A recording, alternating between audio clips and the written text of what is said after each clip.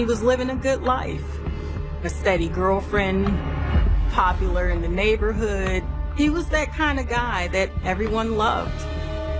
But eventually, everything comes back up.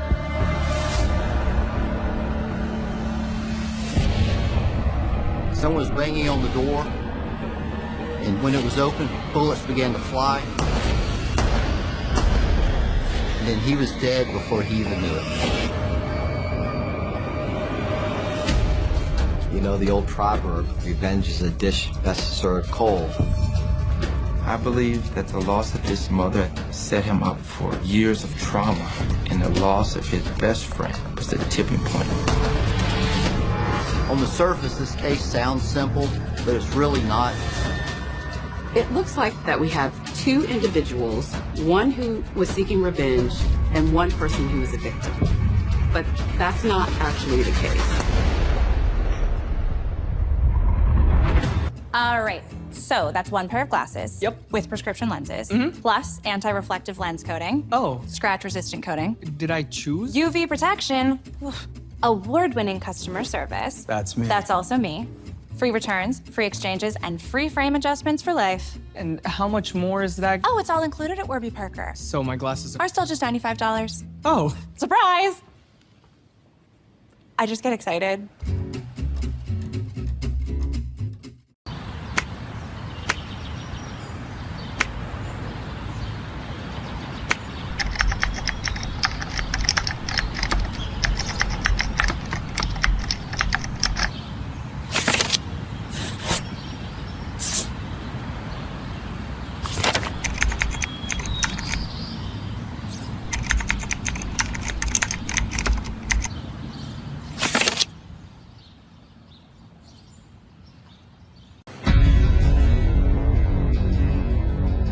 A little after 9:30 p.m. on March 30th, 2009, Northampton County Police respond to panicked calls about a shooting in Easton, Pennsylvania.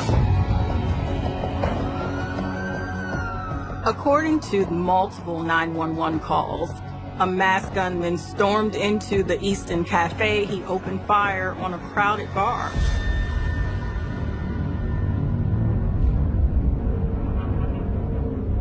The police are on the way to the scene with shots fired. They don't know if they still have a suspect on the scene, how many people are injured, or if anybody's even dead. They're not even sure what they're walking into for their own safety.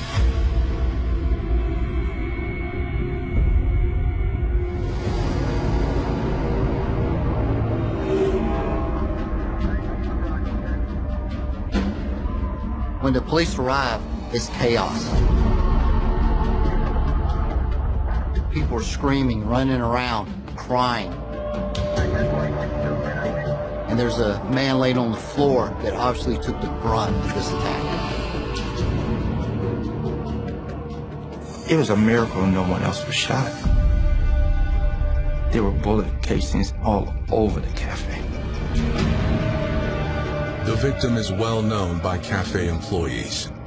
A 24-year-old man named Miguel Aponte. This was a guy that was a regular at the bar a few times a week. This was a guy that everyone knew, and suddenly one of their own, one of their family, was hurt.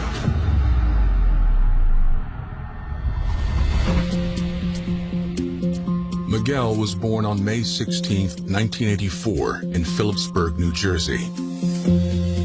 He had two other siblings. They were close-knit. They spent time together. They were a typical American family. The family eventually spread out across the Lehigh Valley region, and Miguel quickly formed a tight group of friends in Easton, Pennsylvania. He was popular in the neighborhood. He was that kind of guy that everyone loved. Miguel had a girlfriend that he loved very much. Matter of fact, they even had a beautiful daughter together. They had their own little family and were trying to make their own way.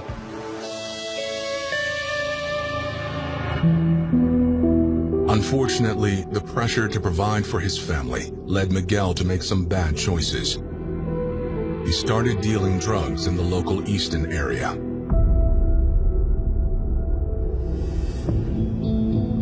A life of crime came with risks, not the least of which was getting caught. In 2006, he found himself with a weapons charge. He was actually sentenced to 6.5 years.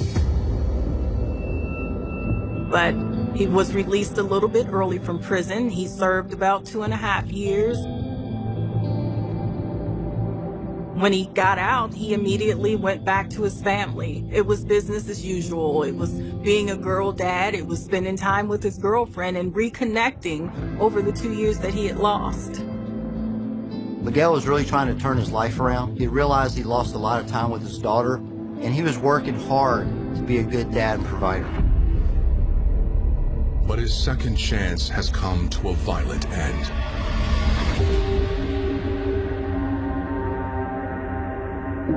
First responders determine Miguel Aponte is dead at the scene of the shooting at a bar in Easton. Now, detectives need to figure out what happened. Within the bar, Miguel's body was located on the floor next to a side door that goes out to an alleyway, where it appears the gunman had entered from that side door, shot Miguel, and then fled out the same way he came in. Miguel was shot 6 times. Once while he was seated.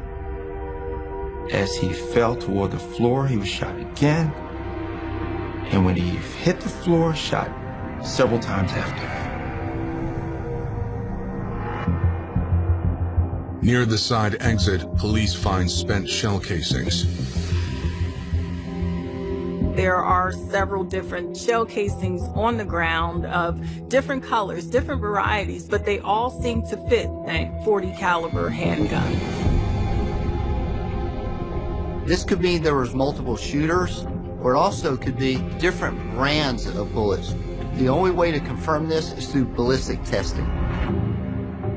Detectives send the casings to the State Police Crime Lab for ballistics and DNA analysis. And they interview witnesses, hoping someone can ID the shooter. Police question the bar owner. He says it was a typical night. All the regulars had come in, everyone was having a good time. The owner tells police that around 9 p.m. he locked the front door, something he did every night to prevent latecomers, and a sign for customers to finish their drinks and leave. Everyone knew if there was some reason that they had to come back in the bar, they were to go around to the side. When he heard someone knocking on the side door a few minutes later, he assumed it was a regular patron who'd left something behind. But what was knocking on the door was death. When the bar owner opened his side door to the bar that night, he immediately saw a man, face covered in a white t-shirt, with a gun in his hand. The owner ducked to the floor and the gunman opened fire.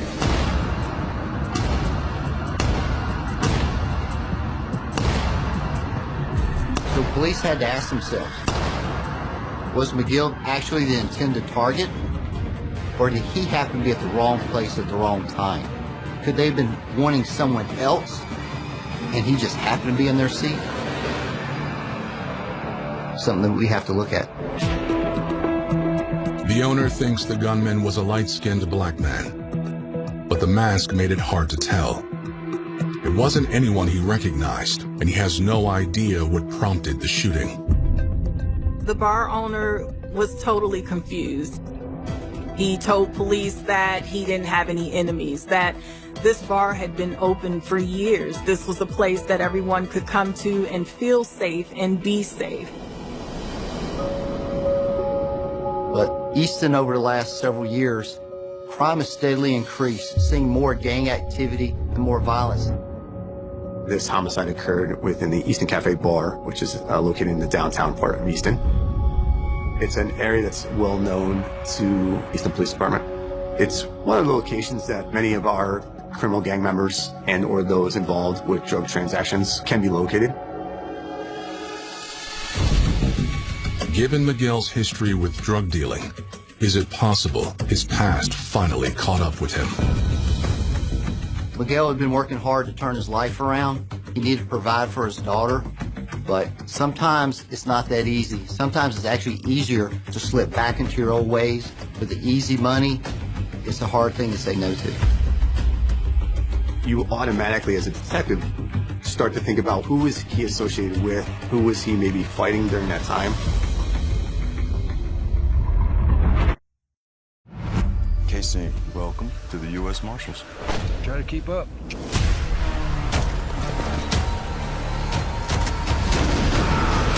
picked hell of a day to leave the ranch.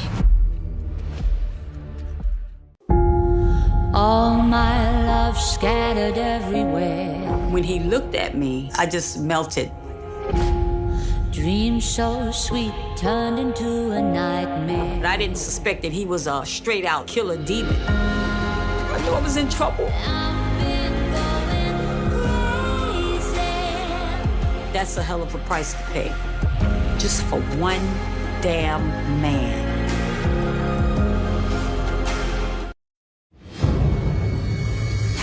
Pennsylvania police are investigating the murder of 24-year-old Miguel Aponte, who was shot and killed at a bar in Easton. With gang activity on the rise in the area, they wonder if the shooting is part of a drug-related turf war.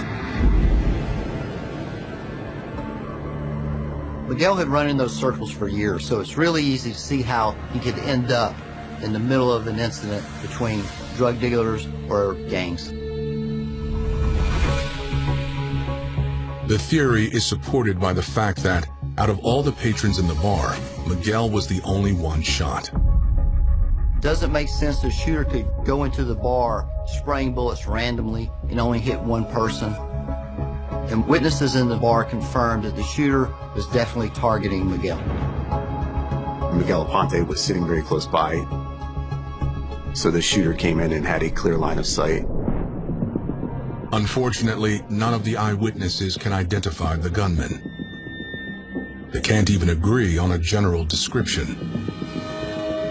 This shooting happens after hours, and it's a very chaotic scene. So chaotic that people are unsure about the race of the person. The immediate identification comes back as a white person, but some of the witnesses say black. But they did recognize another suspicious man in the bar that night. A man who seemed to be keeping tabs on Miguel. He was whispering on his cell phone. He was staring at Miguel.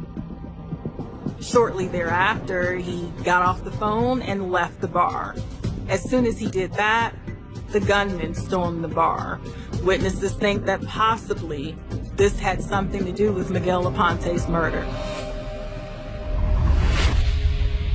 The man on the phone is identified as a bar regular named Frank Bart. Frank lived above the bar where Mr. Aponte was shot. Frank was in his mid-30s. He had been involved in crime pretty much his whole life. He even had convictions for theft and assault on his record. However, when investigators try to question Frank, he's nowhere to be found. Then, the crime lab delivers its findings. When police received the ballistics report, it showed that the shell casings had come from the same gun, meaning all the different bullets had been fired from the same gun. However, there was no DNA left on the bullets or any other evidence available. The only thing that's clear is someone wanted Miguel Aponte dead.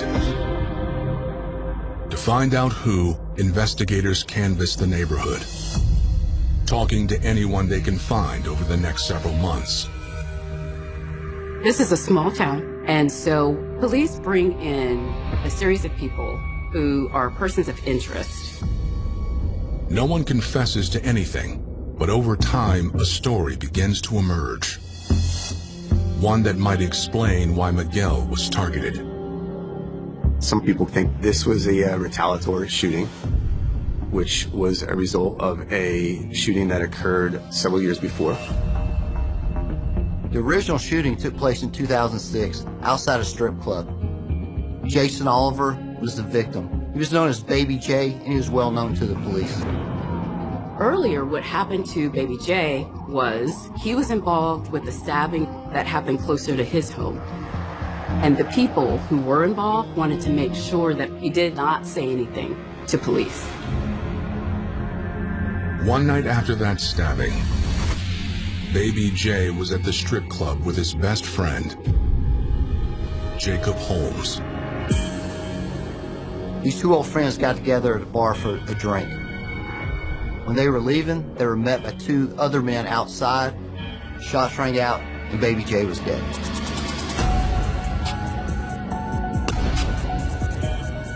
That's when Mr. Holmes started to run and was subsequently shot.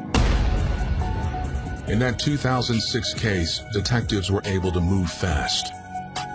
The investigation quickly narrowed down to two suspects, John Logan and Miguel Aponte. Police arrested both men, but they had no physical evidence implicating Miguel Aponte. The prosecution made a deal with Mr. Aponte just so that they could prosecute Logan for the death of Mr. Oliver. Miguel Aponte was going to be a cooperating witness. In the 2006 shooting, Miguel pled guilty to weapons charges. He only got 2 years in prison. Logan, he pled guilty to third-degree murder, and he got 20 to 40 years in prison. People knew that Baby J was dead. People knew that Mr. Holmes had been shot and still had pieces of a bullet in his body that he would have to deal with for the rest of his life.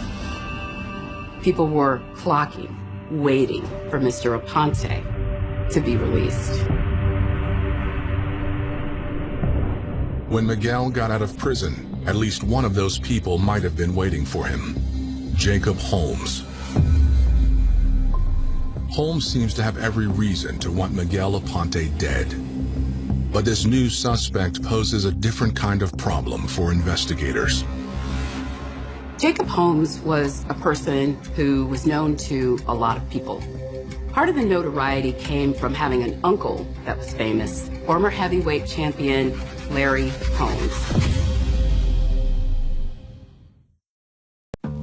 Your glasses can change the way you see the world. They can be bold, polished, complex, or unexpected. Find your perfect pair at Warby Parker. Or maybe your perspective is artful, simple, sharp, and classic. Find your perfect pair at Warby Parker, starting at $95, including prescription lenses. All right, so that's one pair of glasses. Yep. With prescription lenses, plus anti-reflective lens coating. Oh. Scratch-resistant coating. Did I choose? UV protection. Award-winning customer service. That's me. That's also me.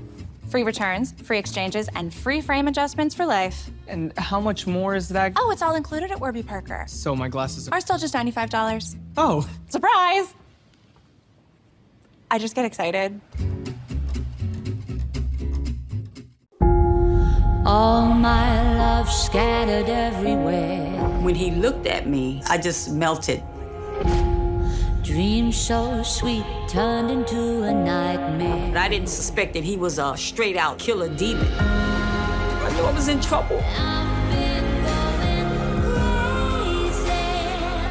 That's a hell of a price to pay, just for one damn man.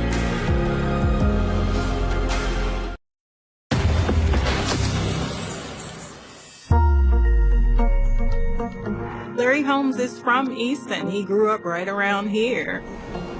The Holmes family came here as part of the Black migration from the South. Jacob Holmes Jr.'s grandparents saw this as an opportunity to achieve the American dream. However, when they arrived here, there were a number of obstacles. A lot of the members of the Holmes family had to go to work early. They had to drop out of school. Larry Holmes found a way in life through boxing and eventually became one of 4 people to knock out Muhammad Ali. Jacob Holmes, being Larry Holmes' nephew, the former world heavyweight boxing champion, He's what we call local famous. Everybody knew who he was. So the prosecution had to be careful that they had the right person. They weren't prosecuting just because he was Larry Holmes' nephew.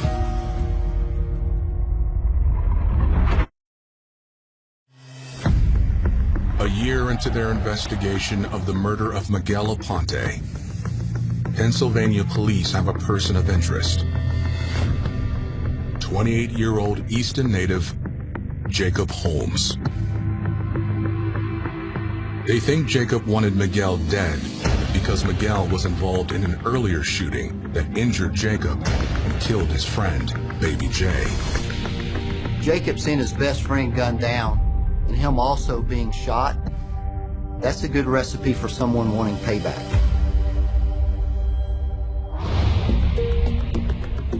On April 20th, 2010, investigators tracked Jacob down for an interview.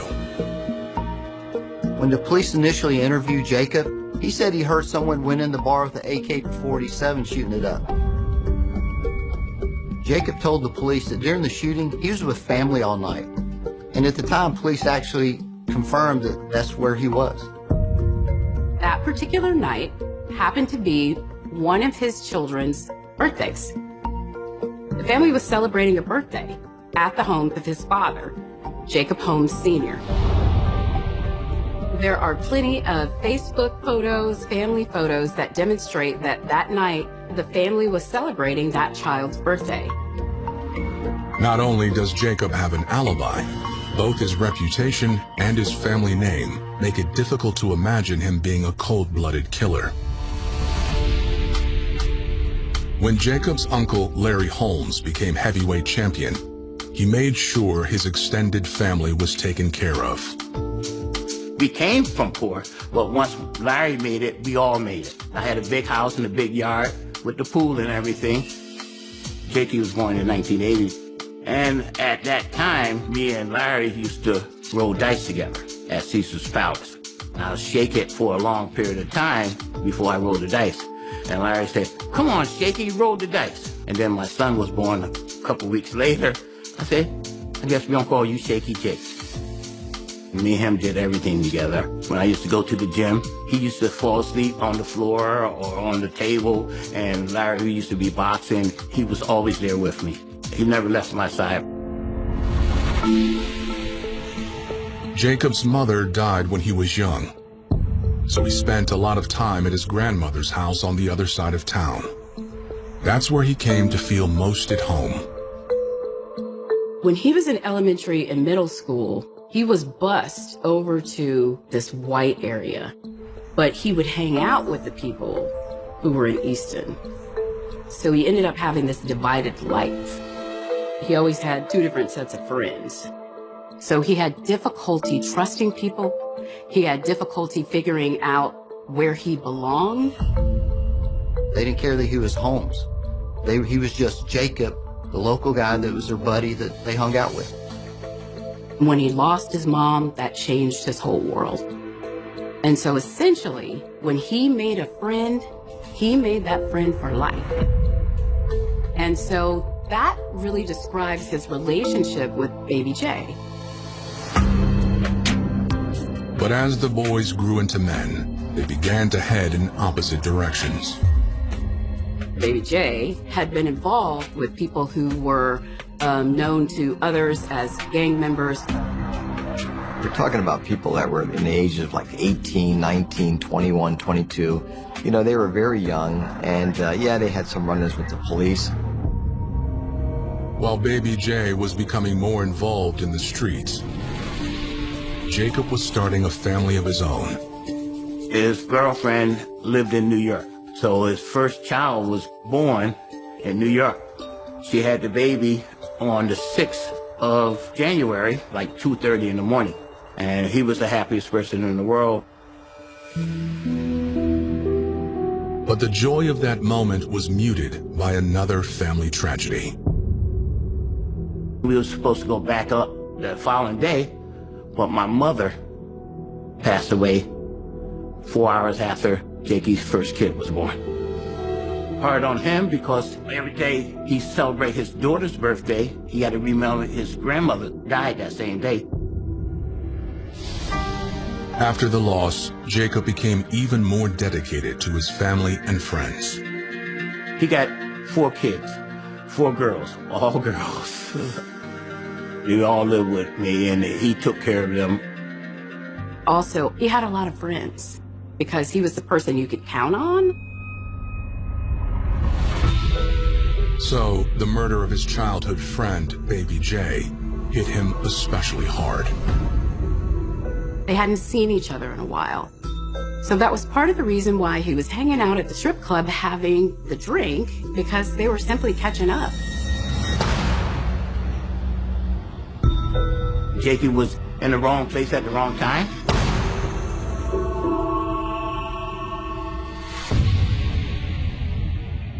But Jacob insists he didn't have anything to do with Miguel Aponte's murder. Matter of fact, he felt that Miguel had already served his time and already paid for what he did. And according to Jacob, he really wasn't looking for anything further with the incident. One thing I made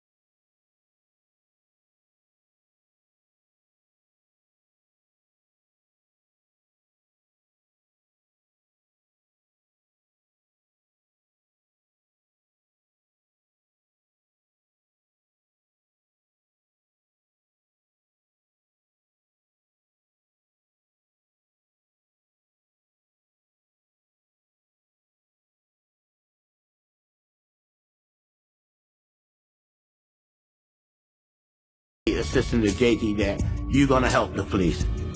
And Jakey did that. There was no hesitating, no street revenge, no trying to go out after him or anything. He did what a law-abiding citizen should have did. Police have no evidence to refute Jacob's claims, and no one at the bar can positively identify him as the man who shot Miguel. Even with the police questioning everyone and all the witnesses, there were still no clearly defined leads as to who murdered Miguel Aponte. Then, in 2013, nearly 4 years after Miguel's murder, police get an unexpected break. Police will listen to jailhouse phone calls, and they gather some really interesting information that they received from those phone calls.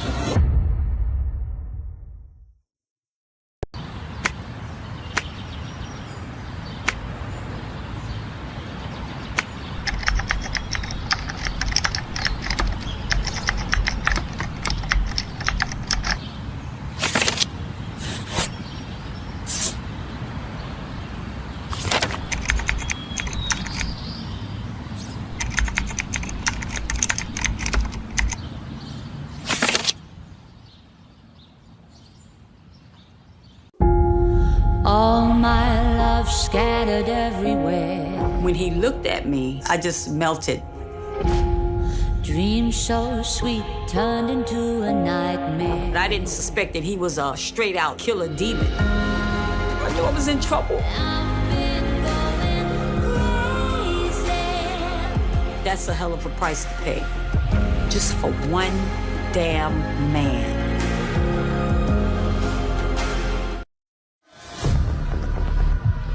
Detectives in the murder of Miguel Aponte get a break in the case when one of their original suspects, Frank Barnes, the man who was on the phone in the bar just moments before the shooting, is arrested for a different crime. So what seemed unrelated to Miguel's killing, Frank ended up getting arrested for a drug charge and was at a minimum security facility where he had been for about a year. Investigators begin observing Frank's recorded phone calls from prison, and here's some interesting information. Family members have reported to Frank the potential of witnesses of the murder of Miguel coming forward to the police. Apparently he got scared and decided it's time for him to go, so he escaped. When he's recaptured just 12 hours later, knowing he will face more charges for the escape, Frank is finally open to cooperation. What he wants is reduced time, and to achieve that, he makes himself a witness in this case. He was facing multiple charges that would extend his sentence. Frank didn't want to spend his life in prison.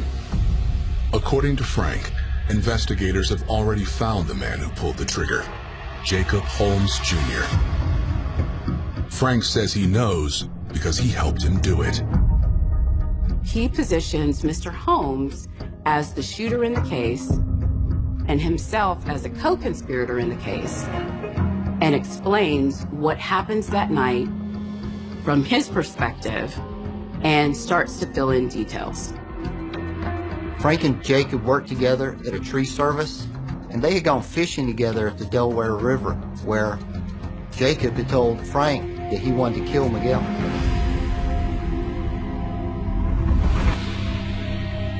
Frank says on the night of March 30th, 2009, he went to the bar for a drink. When Frank walked in the bar, he saw Miguel, and he knew he had to do something. And that's when he made a phone call. And that phone call was to Jacob Holmes. Watching Miguel walk around town, do what he wants to do when baby Jay is dead. Some people in this town didn't like that and may have wanted payback. Frank says at that point he agreed to help set things in motion. So he left the bar to retrieve a weapon for Jacob to use. Frank was the one who told the police, I supplied the gun. I had the mask. He provided information on where Mr. Aponte would be sitting, what Mr. Aponte was wearing. Frank was a regular at the bar, and he knew how the bar operated. He knew how to get the owner to open the door. Frank claims Jacob used his t-shirt as a mask so that only his eyes would be visible. Then, gun in hand, Jacob knocked on the door.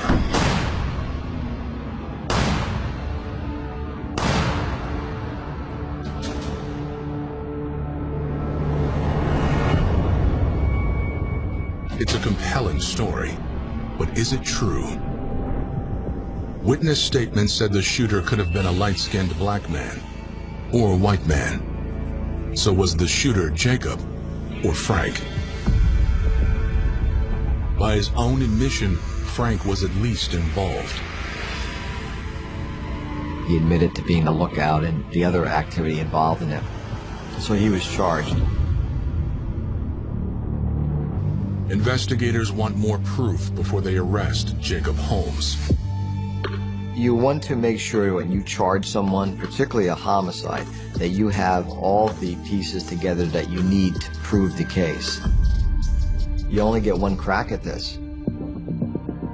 Police obtain a warrant to search Frank's phone for a call list of the night of Miguel's murder.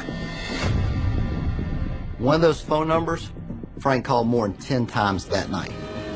A stroke of luck gives investigators exactly what they're looking for. A match for that phone number. They arrest someone else on a drug charge, and they notice that their number matches a number in Frank's phone, and that particular number belongs to Mr. Holmes. According to the telephone records, Jacob Holmes was, in fact, the person Frank Barnes called multiple times on the night of Miguel Aponte's murder. That's when they felt that they had enough information to make the formal arrest of Jacob Holmes in this case. All right, so that's one pair of glasses. Yep. With prescription lenses, plus anti-reflective lens coating. Oh. Scratch-resistant coating. Did I choose? UV protection. Award-winning customer service. That's me. That's also me. Free returns, free exchanges, and free frame adjustments for life. And how much more is that? Oh, it's all included at Warby Parker. So my glasses are still just $95. Oh. Surprise! I just get excited.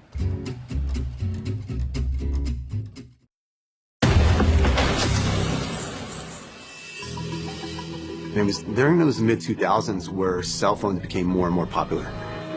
Previous to that time, to purchase drugs, it was often going to somebody's house, knocking on the door. As cell phones became more popular, drug dealers were obviously using cell phones more.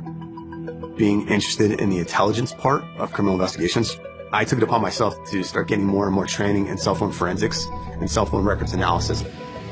We started purchasing equipment that allowed us to do those forensic examinations. So as this case unfolded, we started using some of those tools.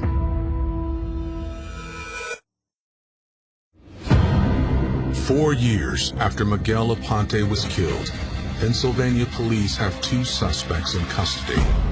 The alleged gunman, Jacob Holmes, the man who turned him in, confessed co-conspirator Frank Barnes. But Jacob continues to insist he's innocent. When the police brought Mr. Holmes in, his story hadn't changed from the very first time that he talked to police.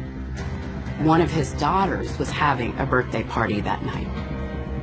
As typical in the Holmes family, and it's a very large family, the family was celebrating a birthday at the home of his father. Frank's story, however, begins to change once he realizes he's also being charged with murder. Frank's not the brightest bulb in the box. He starts backtracking and trying to take care of himself. Each time he told the story, he tried to convince the police that he had less and less and less involvement, understanding that the more he talked, the more he implicated himself. But his changing story also makes him a less believable witness against Jacob Holmes. Right now, Frank's the only one that can put Jacob at the scene with the gun. Police don't need him changing his testimony on the stand. Fortunately, a solution soon presents itself. The police listen to more of Frank's phone calls, and they realize that there's someone else out there that knows what happened that night. Police heard him talking on the phone to another family member, advising that family member to make sure that his ex-girlfriend stayed in Puerto Rico. Frank wanted his girlfriend Carla Miller out of the country, so she couldn't tell the police what she knew.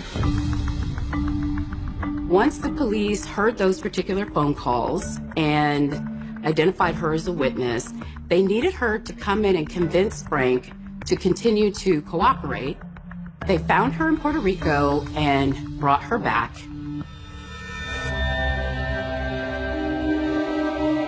Carla confirms much of Frank's story, becoming a second witness to what happened that night. According to Carla, Frank went out alone on the night of March 30th, 2009. But shortly after 9:30 p.m., he called her for a ride. Carla picked up Frank and Jacob, and they were in a good mood. They were cutting up and laughing. They were really happy about something that had happened. Carla overheard Frank and Jakey yelling at the top of their lungs that payback is a bitch, and that they agreed with each other to take whatever happened to the grave with them. Carla says the morning after they dropped Jacob off, Frank had her drive him to a nearby park, where she watched him throw a handgun into the Delaware River. Carla said Frank was on the phone talking to someone. He told them on the phone, "Don't worry about it. It's taken care of. Everything's good." Then Frank told her she had to get out of town. Frank had instructed her to go to Puerto Rico and to stay there. He was concerned that she might talk. Ironically, being in Puerto Rico and giving herself time to really think about the situation, she wanted to do the right thing. She wanted to do right by Miguel Aponte. There are now two potential witnesses who can testify against Jacob Holmes. Unfortunately, their statements are still the only evidence prosecutors have. Numerous searches of the river were conducted to locate the firearm. And eventually a firearm was located, but it was not the same firearm involved in this investigation. But then evidence develops in a new form when forensic specialists complete the analysis of Jacob's phone records, which show what towers his phone pinged off. One of the first things that I do when I obtain cell phone records in a criminal investigation is I try to establish patterns. I analyzed Jacob Holmes' cell phone records, and I was able to identify that one specific cell phone tower in the Southside Easton area was likely Jacob Holmes' home tower. Based on that information, now I know where he likely lives, and then I look at the cell phone towers most frequently used. That gives me an idea where his phone is normally at. And on the night Miguel Aponte was shot, Jacob's phone wasn't near the birthday party where he said he was. Around the time of the homicide, his phone is utilizing a tower in the downtown Easton area, and more specifically, a sector of that tower, which would likely cover the area of Easton Cafe. It's enough for prosecutors to move ahead with murder charges against Jacob Holmes. Frank Bart ultimately pleads guilty to conspiracy charges. Jacob Holmes pleads not guilty and faces trial, a trial that will literally be a fight for his life. The prosecutors were seeking a death penalty for this case because of the involvement of 12 other potential victims.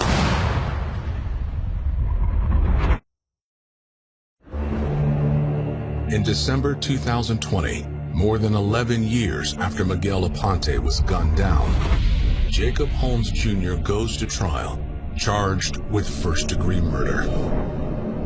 But it's no slam dunk, with little physical evidence and witnesses with conflicting accounts. When you picked up the newspaper, it looks like to the outside person that we have two individuals, one who was seeking revenge and one person who was a victim. But that's not actually the case. There were a series of incidents that happened that brought these two gentlemen together that started with people who were unknown to either one of them. And so what became important in this case was to weigh for not only the defendant, but also for the sake of the victim, what was going to produce a fair and just outcome. There were lots of questions at the time of trial. There were inconsistencies, but the story of revenge was the one that was sown by the prosecutor, that was sown by the police officers, that was connected back to the series of shootings. Prosecutors described Jacob as a man so angered by the murder of his childhood friend, Baby J, that he laid in wait for 2.5 years to kill Miguel Aponte in retaliation.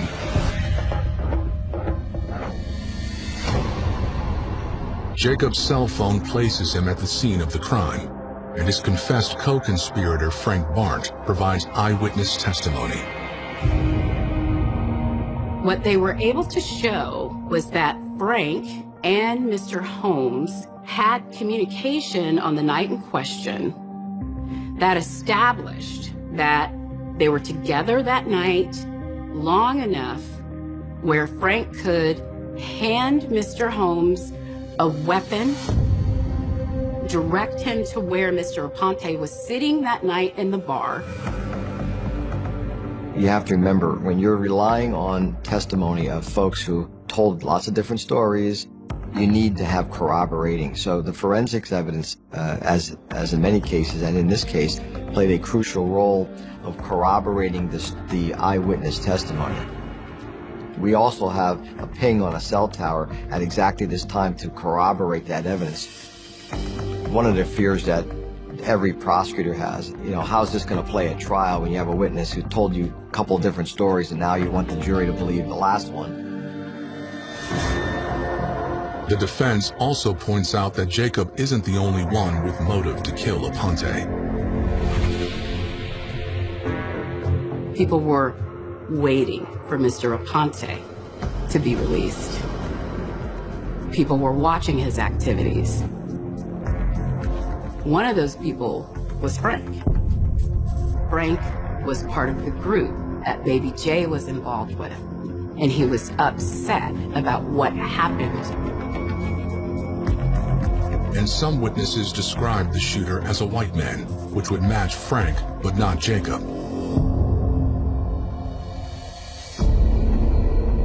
The jury ultimately sides with the prosecution.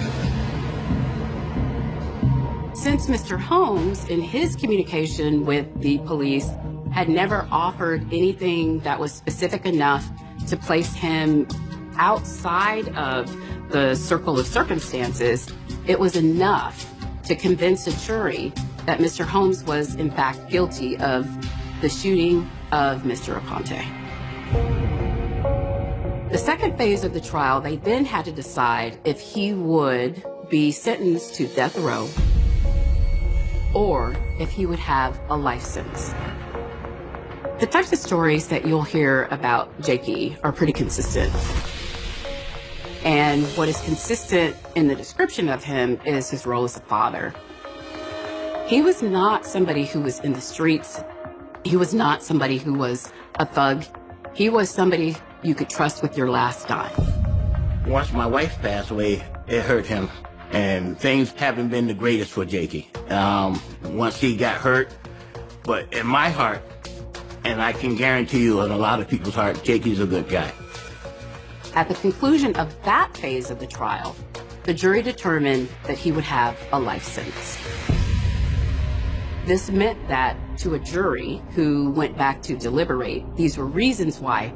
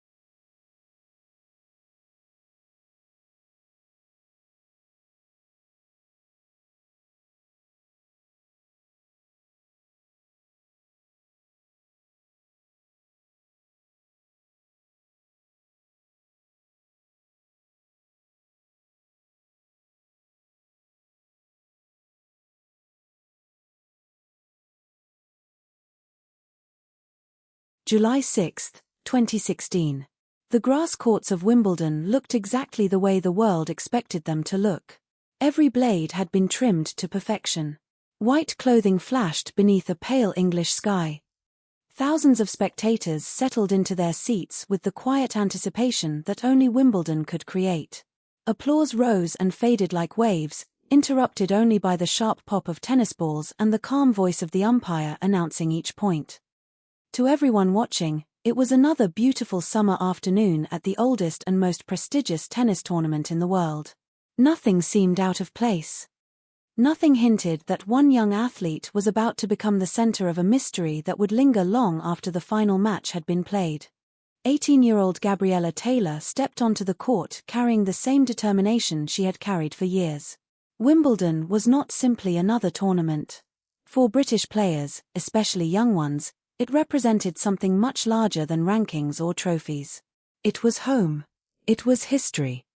It was the dream that began the first time they picked up a racket as children. Every practice session, every early morning, every sacrifice made by athletes and families alike seemed to point toward moments like this. The crowd watched another promising British player fighting for a place in the semifinals of the girls' singles event. They saw confidence. They saw discipline. They saw a competitor prepared to battle through every point. What they could not see was that something invisible had already begun to unfold.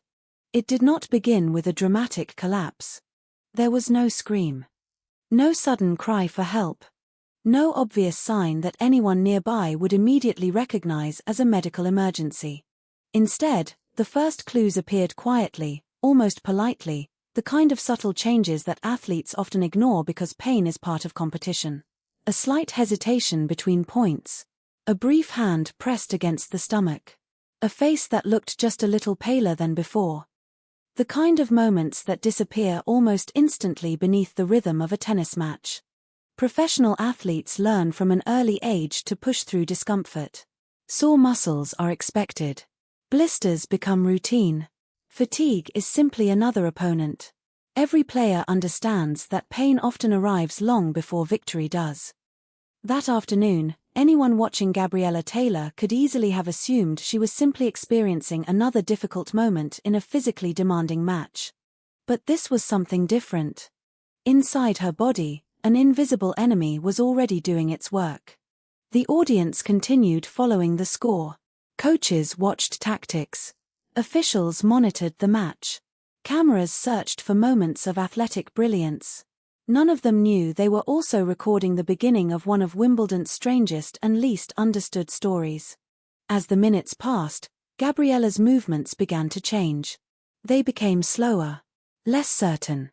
The explosive energy that had carried her through previous rounds seemed to disappear point by point. Every sprint toward the baseline demanded more effort. Every return looked heavier than the one before. It was no longer the exhaustion that follows long rallies. It was something deeper, something her body could no longer hide. Then came the pain. Sharp. Persistent. Impossible to ignore. Her stomach tightened with such intensity that continuing the match became almost unimaginable. Nausea followed. Weakness spread through her body. The balance and coordination that elite athletes depend upon every second suddenly felt unreliable. What should have been another competitive afternoon was transforming into something frighteningly unfamiliar. Across the net stood her opponent, focused on the match itself. Around them, spectators could only interpret what they were able to see. Perhaps she was dehydrated. Perhaps she had picked up a virus before the tournament.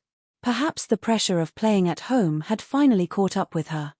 Those explanations seemed reasonable. They also turned out to be far from the whole story. Eventually, Gabriella Taylor could no longer continue. She retired from the match. The official result would become another statistic recorded in Wimbledon history. A retirement. A place in the semi-final awarded to the opponent. One more line added to the tournament records. Normally, stories like this end there. An athlete becomes ill. The tournament moves on. The headlines disappear within hours. But this story was only beginning. Shortly after leaving the court, Gabriella's condition deteriorated rapidly. What had appeared to be severe stomach pain developed into something that alarmed medical professionals. The illness was progressing far faster than anyone expected. She was taken to the hospital. Doctors began searching for answers while her family watched uncertainty replace what had started as an ordinary day of tennis. Within hours, Wimbledon no longer mattered. The score no longer mattered. Winning and losing no longer mattered. Only one question remained. What was happening to an otherwise healthy 18-year-old athlete? As physicians carried out examination after examination, they found themselves confronting an illness that most people had never even heard of. It was rare. It could become life-threatening. It often arrived after exposure to contaminated water or environments associated with infected animals. Yet nothing about Gabriella's recent routine seemed to fit neatly into that explanation. She had arrived at one of the most carefully maintained sporting events in the world. She had trained. She had competed. She had followed the routines expected of an elite athlete. So where had this illness come from? The diagnosis eventually pointed toward leptospirosis, a bacterial infection uncommon enough that it immediately raised more questions than answers. For most people outside the medical community, the name meant almost nothing. But for infectious disease specialists, it represented a disease capable of causing fever, muscle pain, severe abdominal discomfort, liver damage, kidney complications, and, in serious cases, death. The diagnosis explained the symptoms. It did not explain the circumstances. As news of Gabriella's hospitalization slowly emerged, concern spread beyond the tennis community. Friends, fellow players, coaches, and journalists wondered how someone competing at the highest junior level could suddenly find herself in intensive care only days after stepping onto one of the safest sporting stages in the world. Then another possibility entered the conversation. Not inside the hospital. Not from laboratory testing. But from the questions her family could not stop asking. If Gabriella had not been exposed naturally. If her environment had been as controlled as they believed. If she had been healthy before the tournament. Then could someone have deliberately contaminated something she consumed? It was a question that sounded almost unbelievable. Almost cinematic. The kind of theory people usually associate with spy novels or conspiracy thrillers rather than junior tennis tournaments. Yet once the possibility was spoken aloud, it refused to disappear. The image itself was deeply unsettling. An unattended sports drink. A bag left briefly out of sight. A crowded player area where people constantly came and went. Nothing unusual. Nothing suspicious. Until viewed through the lens of everything that happened afterward. No witness reported seeing anyone tamper with Gabriella's belongings. No surveillance footage publicly revealed such an act. No obvious suspect immediately emerged. Still, uncertainty has a peculiar way of expanding into every empty space left by missing facts. Questions multiplied faster than answers. Could an athlete really be intentionally infected? Would anyone possess both the knowledge and opportunity? What possible motive could exist? Or was everyone desperately searching for human intention because accepting random chance felt even more disturbing? The mystery grew not because investigators possessed overwhelming evidence of a crime. It grew because they possessed so little certainty about anything at all. That uncertainty transformed a tragic medical emergency into an international story. A prestigious tennis tournament. A critically ill teenager. A rare bacterial infection. A family convinced something did not make sense. And investigators who would eventually find themselves examining whether an invisible weapon had been used against a young athlete in one of the most heavily scrutinized sporting events on Earth. Years later, many true crime stories are remembered because detectives identified the killer. Others are remembered because hidden evidence finally exposed the truth.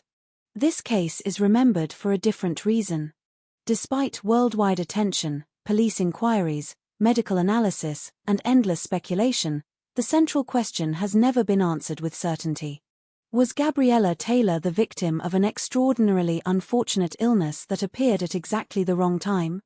Or did something happen behind the polished image of Wimbledon that no one was ever able to prove? Some mysteries begin with blood on the floor. Some begin with a missing person. This one began on immaculate green grass beneath polite applause, where thousands of people witnessed a young tennis player slowly losing a match, never realizing they might also have been witnessing the opening moments of one of Wimbledon's most perplexing unsolved mysteries. The days that followed should have faded quietly into the routine rhythm of Wimbledon. Every summer, the tournament produced stories that captivated the world. There were miraculous comebacks, heartbreaking defeats, rising stars announcing their arrival, and legends defending their place in history. News traveled quickly from one court to another. One remarkable match replaced the last, and yesterday's headlines rarely survived until tomorrow. That was simply the nature of elite sport. It never stopped moving. Yet somewhere beyond the television cameras and the neatly trimmed lawns, another story was unfolding behind hospital doors. Gabriella Taylor was no longer an athlete preparing for her next match. She was now a patient surrounded by doctors searching for answers. The bright white of Wimbledon uniforms had been replaced by the sterile white of hospital walls. The cheers of spectators gave way to the quiet hum of medical equipment, the measured footsteps of nurses in the hallway, and conversations spoken softly enough that families waiting nearby would not overhear the worst possibilities before the doctors were ready to speak. For her parents, time seemed to change its shape. Hours stretched endlessly. Every glance toward the door became another silent question. Every approaching doctor forced them to prepare for news that might change everything. Parents spend years worrying about injuries when their children compete in professional sports. They imagine torn ligaments, broken bones, concussions, stress fractures. Those are risks that make sense. They belong to the world of competition. No parent expects to hear the name of a rare bacterial disease that few people can pronounce. No parent expects to hear words like liver function, kidney complications, intensive monitoring, or organ failure while remembering that only days earlier their daughter had been chasing tennis balls beneath the summer sun. Doctors eventually confirmed that Gabriella had contracted leptospirosis. It was an answer. But it was not the answer everyone had hoped for. Diagnoses often bring relief because they explain what happened. This diagnosis only deepened the mystery. Leptospirosis is uncommon in the United Kingdom. Most cases are linked to specific forms of environmental exposure, often involving contaminated water, muddy conditions, or contact with animals carrying the bacteria. Physicians understood the disease. They understood how dangerous it could become if untreated. What they did not immediately understand was how a healthy young athlete competing at Wimbledon appeared to have encountered it. Questions began multiplying inside the hospital long before they reached the public. Where had the exposure occurred? When had it happened? How long had the infection been developing? Could anyone identify a likely source? Medical science can often describe exactly how a disease spreads while remaining unable to identify where one particular patient became infected. That frustrating gap between possibility and certainty became the defining feature of Gabriella's case. Outside the hospital, Wimbledon continued almost untouched. Television broadcasts focused on championship contenders. Commentators discussed tactics, rankings, and historic rivalries. Fans queued through the gates carrying strawberries and cream, eager to witness another unforgettable day of tennis. Very few realized that one of the tournament's junior competitors was fighting a battle infinitely more important than any match played on center court. As news slowly reached journalists, the initial reports were restrained. A British junior player had fallen seriously ill. She had withdrawn from competition. She was receiving treatment. At first glance, it appeared to be an unfortunate medical story rather than a criminal investigation. But stories have a way of changing once families begin asking difficult questions. Gabriella's mother struggled to reconcile the diagnosis with everything she knew about her daughter's recent life. Elite athletes live within routines built around discipline. They know what they eat. They know where they train. Their schedules are carefully managed. Every detail matters because every small advantage contributes to performance. The family believed Gabriella had not been exposed to the kinds of environments normally associated with leptospirosis. Nothing about the previous days seemed to fit. Nothing felt ordinary. One memory kept returning. Sometimes, during the tournament, Gabriella's sports bag and drinks had been left unattended inside the players' area. On its own, that detail was completely unremarkable. Professional tournaments are busy places. Players arrive and leave constantly. Equipment bags line corridors. Water bottles sit beside benches. Athletes warm up, stretch, speak with coaches, disappear briefly for treatment, and return minutes later. No one watches every belonging every second of the day. There had never been any obvious reason to do so. Yet after the diagnosis, ordinary memories began taking on extraordinary significance. Human beings naturally search for patterns after tragedy. We replay conversations. We revisit forgotten details. We ask ourselves whether the warning signs were always there, hidden in plain sight. Most of the time, the answer is no. But uncertainty rarely satisfies the human mind. The possibility that someone might have interfered with Gabriella's belongings emerged not because investigators had discovered compelling evidence. It emerged because the family struggled to imagine another explanation. From that single possibility, speculation quietly began to spread. Could bacteria be intentionally introduced into a drink? Would anyone even know how? Could such an act occur inside one of the world's most prestigious sporting events without anyone noticing? The questions themselves sounded almost unbelievable. That did not stop people from asking them. Mysteries possess a strange gravity. They pull assumptions, theories, fears, and coincidences toward themselves until separating fact from imagination becomes increasingly difficult. Journalists sensed the unusual nature of the story. Medical experts offered cautious explanations about leptospirosis. Former athletes discussed the security measures surrounding major tournaments. Online discussions filled with competing theories, each attempting to solve a puzzle whose pieces remained largely invisible. Some believed the illness had to be natural. Others insisted something darker had occurred. Both sides lacked one essential ingredient: proof. Meanwhile, Gabriella remained focused on something far simpler than public speculation: recovery. Every day inside intensive care represented another step away from danger. Treatment gradually began taking effect. The severe symptoms that had overwhelmed her body slowly came under control. Doctors monitored her condition carefully, aware that leptospirosis could change rapidly depending on how early treatment began and how the patient's body responded. For an 18-year-old whose life revolved around movement, competition, and physical excellence, even small improvements became meaningful victories. Standing without assistance. Keeping food down. Feeling strength return little by little. These achievements would never appear in tournament statistics, yet they mattered more than any score she had ever recorded. Still, recovery did not erase uncertainty. If anything, surviving left more time for questions. Friends wanted to know what had happened. Coaches wanted reassurance. The tennis community hoped for clear answers. Instead, every explanation seemed to create another mystery. Investigators would later face the same problem. Medicine had identified the illness. Medicine could not identify the source. That distinction would become enormously important. Because without a confirmed source, every possibility remained alive. A tragic accident. An environmental exposure nobody recognized. Or something far more deliberate. The difference between those possibilities was enormous. One belonged to infectious disease. The other belonged to criminal investigation. And somewhere between them stood a young athlete whose life had unexpectedly become the center of an international mystery. Looking back years later, many people remember the phrase that appeared repeatedly in newspaper headlines. The Wimbledon poisoning case. It is a title that immediately suggests certainty.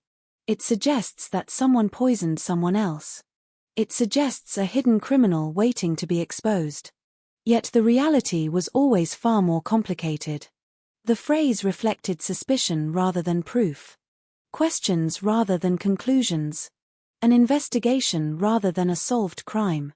That distinction would become increasingly important as detectives, doctors, and experts all approached the same case from different directions, each hoping that somewhere among medical records, witness interviews, laboratory findings, and overlooked details, one small piece of evidence might finally explain how an otherwise healthy teenager entered Wimbledon chasing a championship and left fighting for her life. There is something uniquely unsettling about mysteries that refuse to choose a side. Most stories eventually settle into familiar shapes. There is a victim, a suspect, a motive, and, if justice is fortunate enough to prevail, a verdict. Even when questions remain, there is usually enough evidence for investigators to draw a line between what almost certainly happened and what almost certainly did not. The human mind craves that certainty. It wants loose ends tied together. It wants the darkness illuminated. It wants someone to blame, or at the very least, an explanation that feels complete. The Gabriella Taylor case offered none of those comforts. Instead, it existed in a space that investigators know all too well, a place where evidence ends long before curiosity does. Imagine standing in a room with two doors. Behind one door lies an ordinary but extraordinarily unfortunate explanation. A rare bacterial infection, acquired through accidental exposure at some unknown point in time, striking with devastating precision just as a promising young athlete reached one of the biggest tournaments of her career. Behind the other door lies something almost unimaginable. A deliberate act carried out so quietly that no witness noticed it, no camera captured it, and no physical evidence ever emerged to prove it had happened. The problem was not choosing between the doors. The problem was that neither one would open completely. Every answer seemed to stop halfway. Every conclusion dissolved into uncertainty. For detectives, uncertainty is both a beginning and an enemy. It demands investigation, but it also resists resolution. They cannot build a criminal case upon suspicion alone. They cannot replace missing evidence with intuition, no matter how compelling a theory may seem. Every allegation must survive the weight of facts, and facts can be stubbornly absent. Months after that July afternoon, the questions surrounding Gabriella's illness became serious enough that the Metropolitan Police opened an investigation into the possibility of poisoning with intent to endanger life. That decision alone transformed public perception. Suddenly, what had once appeared to be a tragic medical emergency carried the shadow of potential criminal intent. But an investigation is not a confirmation. It is a search. Sometimes that search uncovers the truth. Sometimes it uncovers only more silence. That distinction would become the defining characteristic of this story. The title The Wimbledon Poisoning Case has endured because it captures the imagination. It evokes images of hidden enemies moving unnoticed through one of the world's safest sporting environments. It invites theories involving sabotage, jealousy, revenge, or calculated violence. It sounds like the beginning of a political thriller or a best-selling crime novel. Reality, however, is often less dramatic and far more frustrating. Reality is detectives reviewing countless details that lead nowhere. Reality is doctors acknowledging the limits of medicine. Reality is families waiting for certainty that never arrives. Reality is learning to live with questions that remain unanswered not because nobody cared enough to ask them, but because the evidence simply never revealed what everyone wanted to know. Perhaps that is why this case continues to fascinate people years later. It challenges our instinct to divide the world into simple categories. Accident or crime. Truth or lie. Victim or survivor. Known or unknown. Instead, it reminds us that real life is often defined by uncertainty. Not every mystery ends with an arrest. Not every investigation uncovers a hidden mastermind. Not every frightening event is followed by a satisfying explanation. Sometimes the greatest mystery is the absence of certainty itself. As we move deeper into this story, it is important to separate what is known from what has merely been suspected. Gabriella Taylor did become critically ill during Wimbledon in 2016. She was diagnosed with leptospirosis, a rare bacterial infection. Her family questioned whether the illness could have resulted from deliberate contamination because they believed her normal environment offered no obvious source of exposure. Police investigated that possibility. Despite their efforts, no evidence was found proving that anyone intentionally infected her, no suspect was identified, and no one was ever charged with a crime. Those facts are not limitations on this story. They are the story. Because sometimes the most haunting mysteries are not the ones solved by brilliant detectives or dramatic courtroom confessions. They are the ones that leave investigators closing their files with one final question still echoing in the silence. What really happened? That single question is where our journey begins. Before the headlines, before the investigation, before speculation spread across newspapers and television broadcasts, there was simply a young woman with extraordinary talent, chasing a dream that had consumed most of her life. To understand why this mystery captured international attention, we first need to understand who Gabriella Taylor was long before anyone associated her name with hospitals, police investigations, or theories of poisoning. Only then can we appreciate how an ordinary summer at Wimbledon transformed into one of the tournament's most enduring and perplexing unanswered mysteries. For most people, Wimbledon exists as a 2-week spectacle broadcast to millions around the world.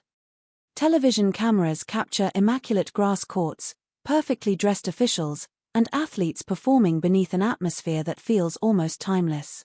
Viewers see polished traditions, famous champions, and dramatic victories that become part of sporting history. What they rarely see is the quiet machinery working behind the scenes, the years of relentless preparation, the sacrifices hidden beneath every elegant backhand, and the countless young players who arrive carrying dreams far heavier than the tennis bags slung over their shoulders. Long before Gabriella Taylor became associated with one of Wimbledon's most puzzling mysteries, she was simply another young athlete trying to earn her place in a brutally competitive sport. Tennis is unlike many other games. It offers no teammates to absorb pressure when confidence disappears. There is no bench waiting to replace an exhausted player. Every mistake belongs to one person. Every comeback begins with one person. Every lonely walk back to the baseline after losing a crucial point is made without anyone standing beside you. For children who dedicate themselves to tennis, the sport quietly shapes not only their bodies but their personalities. It teaches discipline before adolescence, resilience before adulthood, and emotional control long before life would normally demand it. Gabriella had grown up inside that world. While many teenagers spent weekends sleeping late or meeting friends, young tennis players learned to measure time differently. Mornings often began before sunrise. School schedules bent around training sessions. Holidays became tournaments. Family vacations were replaced by long drives to competitions, hotel rooms near unfamiliar courts, and evenings spent discussing footwork instead of sightseeing. Behind every promising junior player stands a family that has quietly rearranged its own life around a dream that may never fully materialize. Parents become drivers, coaches, nutrition planners, financial supporters, and emotional anchors, often all at once. They celebrate victories that the world never notices and comfort defeats that feel enormous to a child whose entire identity has become intertwined with competition. By the time Gabriella arrived at Wimbledon in the summer of 2016, she was already recognized as one of Britain's promising young talents. She was not a celebrity. She was not yet competing for Grand Slam titles against the biggest names in professional tennis. But within junior tennis circles, she represented something valuable: potential. Potential is a dangerous word in elite sports. It inspires hope while creating impossible expectations. Every promising teenager is described as the next champion, the next breakthrough, the next future star. Some fulfill those predictions. Most do not. The difference often depends on factors invisible to spectators: injuries, confidence, financial support, timing, luck, and countless variables no amount of talent can completely control. Gabriella understood that better than most. She had spent years learning that success was rarely spectacular. It was repetitive. It was built through thousands of ordinary moments that nobody applauded. A single serve practiced hundreds of times until it became instinct. Endless drills beneath grey skies while friends enjoyed carefree afternoons. Strength training when the body begged for rest. Recovering from defeats quickly because another tournament always waited just around the corner. The glamour people associate with professional tennis is built upon an astonishing amount of invisible work. Wimbledon represents the pinnacle of that effort. For British players, the tournament carries a significance difficult to explain to outsiders. Every child who first picks up a racket in Britain grows up watching Wimbledon. The tournament is woven into the country's sporting identity. Winning there is history. Competing there is honor. Simply walking through the grounds as a player rather than a spectator is enough to make years of sacrifice feel worthwhile. Even the air seems different inside the All England club. There is an almost ceremonial calm that settles over the grounds. Spectators speak more softly than they do at many other sporting events. Players move through corridors lined with decades of tradition. Every court carries echoes of champions whose names have become larger than the sport itself. For young competitors, the experience can feel surreal. One moment they are practicing on local courts with cracked concrete and faded lines. The next, they are sharing the same tournament grounds where generations of legends built their legacies. Gabriella entered Wimbledon carrying the quiet confidence expected of an elite junior athlete. Those around her described someone committed to improvement rather than attention. Tennis demanded discipline, and discipline had become part of her daily life. Like countless young competitors, she understood that every tournament could become a stepping stone toward a professional career. Nothing about her presence at Wimbledon suggested that history would remember her for anything other than tennis. The junior competition itself rarely receives the same global attention as the senior championships. Television coverage focuses on established stars. Headlines celebrate famous rivalries. Yet hidden behind those larger stories is another tournament unfolding simultaneously, a glimpse into the future of the sport. Many future Grand Slam champions first introduce themselves to the tennis world through junior events. Every match carries invisible significance. Scouts observe quietly. Coaches analyze every movement. Families imagine possibilities that stretch years into the future. The atmosphere is hopeful, competitive, and relentlessly demanding. Gabriella belonged there. She had earned that opportunity through years of commitment. She advanced through the tournament one match at a time, demonstrating the composure expected of athletes accustomed to performing under pressure. Every victory represented another small confirmation that she could compete with the best players of her age group. To spectators watching from outside, the matches appeared straightforward. One player won. Another lost. The tournament progressed. What remained unseen was the emotional landscape beneath those results. Every point required concentration measured in fractions of seconds. Every rally became a conversation between instinct and preparation. Every service game carried the possibility that momentum might suddenly shift. Elite tennis is as much psychological as physical. Confidence can disappear after a single mistake. Fear quietly changes decision-making. Fatigue alters judgment before it weakens muscles. Players learn to hide frustration behind controlled expressions because opponents search constantly for visible signs of vulnerability. Gabriella had spent years mastering that emotional discipline. It would soon become impossible to hide something far more powerful than nerves. Away from the courts, Wimbledon operated with extraordinary precision. Groundskeepers maintained the famous grass with almost scientific attention to detail. Security personnel monitored entrances. Medical teams remained prepared for injuries and emergencies. Volunteers guided visitors through pathways crowded with tennis fans from around the world. The tournament appeared almost immune to chaos. Its traditions created an illusion of complete order. Yet beneath every carefully managed event lies a simple truth. No environment, regardless of prestige or preparation, can eliminate uncertainty. People arrive carrying invisible illnesses. Accidents happen without warning. Coincidences occur that later seem impossible to explain. Life continues to resist perfect organization. In early July 2016, nobody walking through the All England club imagined they were sharing space with a mystery already taking shape. Players worried about tactics. Coaches adjusted training schedules. Journalists searched for tomorrow's headlines. Families celebrated small victories and consoled painful defeats. Everything appeared wonderfully ordinary.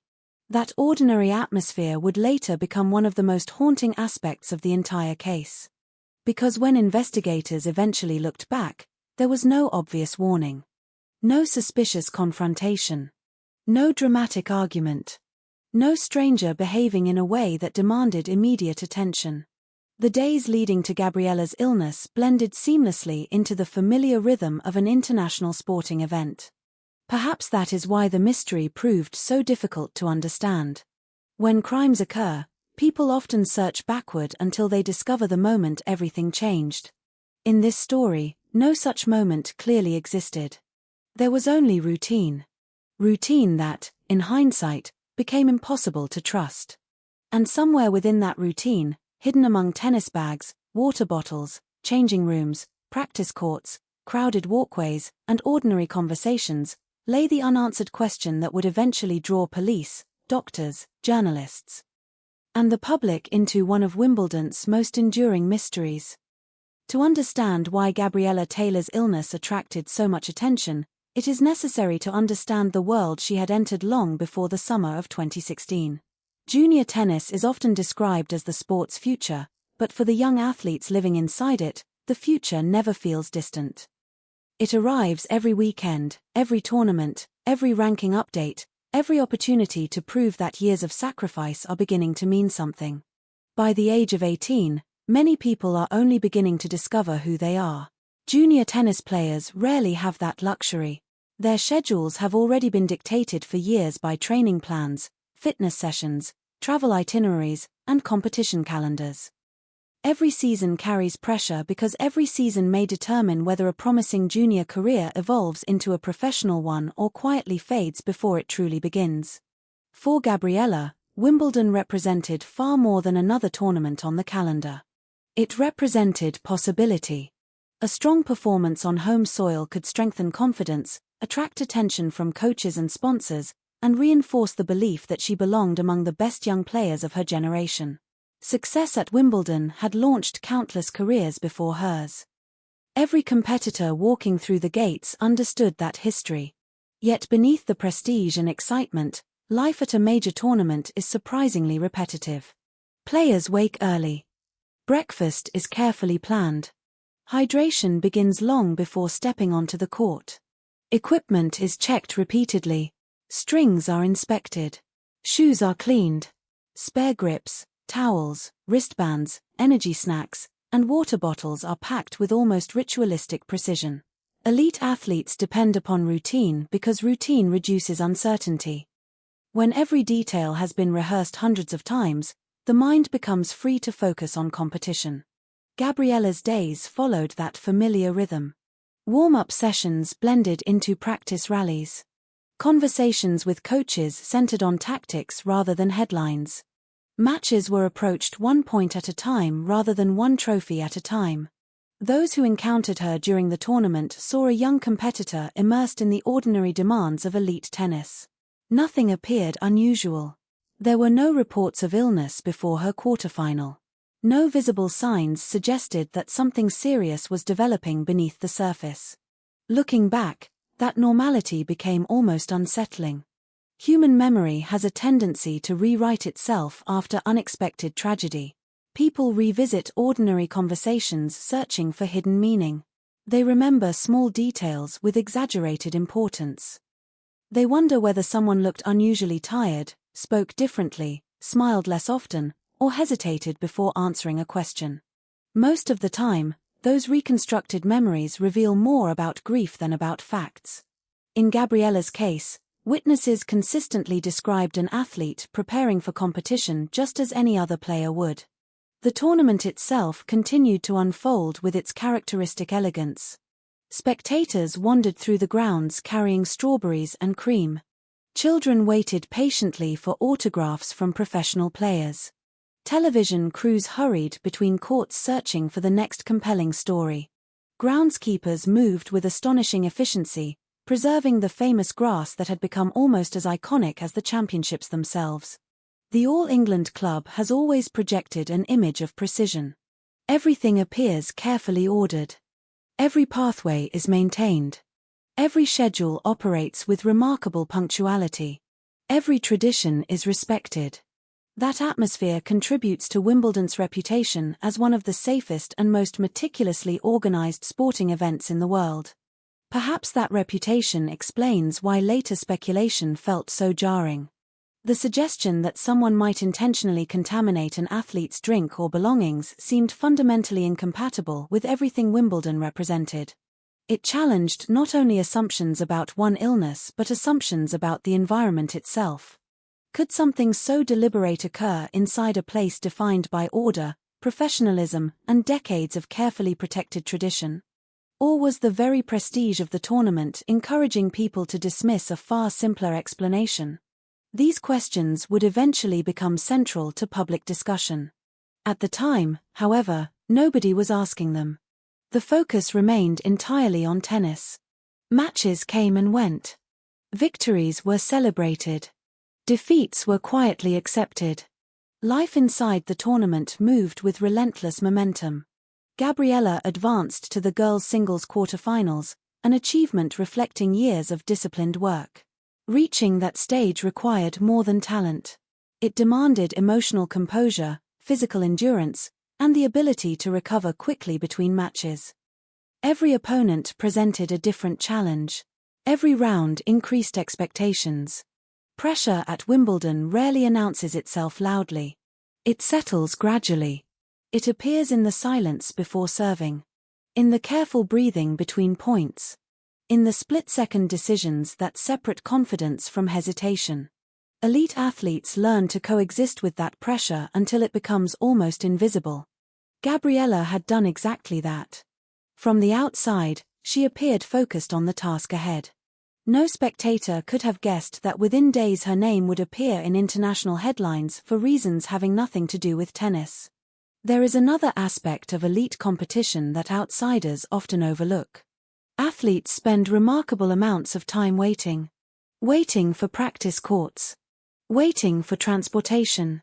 Waiting for scheduled matches.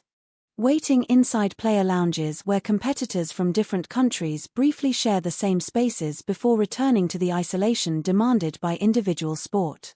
These common areas are busy but generally uneventful. Tennis bags rest against walls.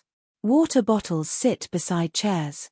Players stretch, listen to music through headphones, review strategy, or simply try to remain calm before competition. According to later accounts from Gabriella's family, there were occasions during the tournament when her belongings, including drinks and equipment, had been left unattended in these shared player areas.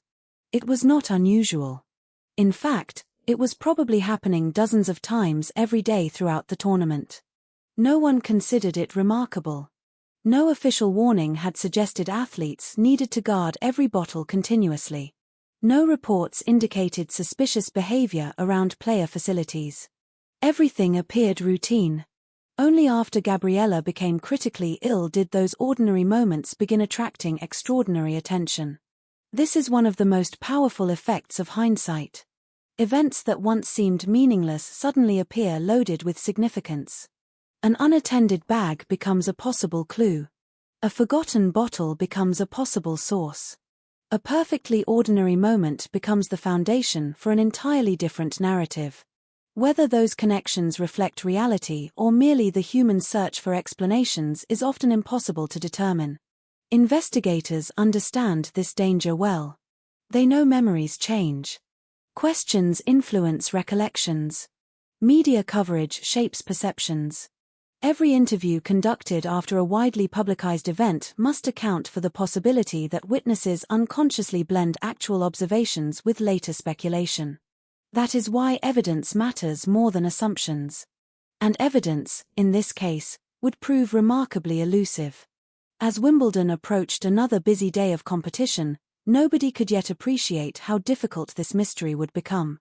No dramatic warning interrupted the tournament. No emergency announcement echoed across the grounds. No visible threat caused panic among players or spectators. Instead, the story continued to unfold almost invisibly, hidden inside a single athlete's body. The danger was silent. The symptoms were only beginning. And by the time anyone realized that something was seriously wrong, the opportunity to identify exactly where, when, or how the illness had begun may already have disappeared forever. There is a tendency, when looking back at unexplained cases, to search for the exact moment when everything changed. We imagine that somewhere in the timeline there must have been a single decision, a single encounter, a single overlooked detail that divided an ordinary day from an extraordinary one. Real life is rarely so generous. More often, change arrives quietly. It hides inside routines so familiar that no one thinks to remember them until it is far too late. For Gabriella Taylor, the days leading up to her quarterfinal match appeared, by every available account, remarkably ordinary. She trained. She rested. She prepared. She competed. Like every other junior player at Wimbledon, she moved through a carefully choreographed routine designed to maximize performance while minimizing distraction. Meals were planned. Hydration was constant. Warm-up sessions were measured down to the minute. Coaches offered last-minute tactical advice. Officials guided players from practice courts to competition courts with practiced efficiency. Every aspect of tournament life revolved around precision. That precision created an atmosphere of confidence. Athletes trusted the tournament. Families trusted the environment. Spectators trusted that they were watching one of the safest sporting events in the world. It is difficult to overstate how much that sense of security would influence public reaction later. When something tragic happens in a place already known to be dangerous, people are saddened, but rarely surprised. When something unexplained happens in a place associated with excellence, order, and tradition, the questions become far louder than the answers. Wimbledon was never expected to become the backdrop for an unexplained medical mystery. Yet that is precisely what happened. At the time, however, no one viewed Gabriella as the central figure in an unfolding story. She was one competitor among hundreds. A talented British junior with ambitions shared by countless young athletes before her. Nothing more. Nothing less. The tournament itself was producing its own daily dramas. Senior players fought through 5-set battles. Reporters rushed between press conferences. Fans debated championship favorites while queuing outside the grounds before sunrise. Around the world, television audiences focused almost exclusively on household names competing for the sport's most prestigious trophies. The junior tournament existed quietly alongside that spectacle. Its players were tomorrow's possibilities. Some would eventually become Grand Slam champions. Others would disappear from professional tennis altogether. No one could predict which path awaited any of them. Gabriella's attention remained fixed on the next point, the next game, the next opponent. That is how elite athletes survive pressure. They narrow the world until only the immediate challenge remains. The future is ignored. The past is forgotten. Only the present matters. In hindsight, that narrow focus feels almost heartbreaking. Because while Gabriella concentrated on tennis, something else, something unseen, was already determining the course of the days ahead. Whether that unseen force was the delayed effect of a naturally acquired infection or the consequence of an exposure that investigators could never identify remains the central unanswered question of this entire case. What is known is remarkably limited. Medical experts confirmed the illness. Police later investigated the possibility of intentional poisoning. Neither medicine nor law enforcement could establish where the infection originated. That absence of certainty left an enormous space into which speculation naturally flowed. Over the years, countless theories have attempted to fill that space. Some insist the illness must have resulted from accidental environmental exposure that simply could not be traced. Others believe the unusual circumstances justify continued suspicion that something deliberate occurred despite the absence of evidence. Neither position has been proven. That distinction matters. True mysteries are often made less mysterious by imagination and more mysterious by restraint. The most responsible approach is not to invent answers where none exist, but to acknowledge how unsettling unanswered questions can be. Perhaps that is why this story continues to resonate. It is not only about illness. It is not only about Wimbledon. It is about certainty itself. People often assume that every serious investigation eventually reaches a satisfying conclusion. Television dramas have taught audiences to expect final revelations, dramatic confessions, or forgotten pieces of evidence emerging at exactly the right moment. Reality offers no such guarantees. Sometimes investigators work diligently and still reach the end of every available lead. Sometimes science explains part of the story while leaving its most important question unanswered. Sometimes families spend years living beside uncertainty because certainty never arrives. Gabriella Taylor's case belongs to that difficult category. There is no identified perpetrator. There is no confirmed act of poisoning. There is no established location where the infection occurred. There is only a sequence of documented events surrounding a rare and serious illness that emerged during one of the world's most celebrated sporting events. Yet even without definitive answers, the emotional impact remains profound. Imagine preparing for the most important tournament of your young career.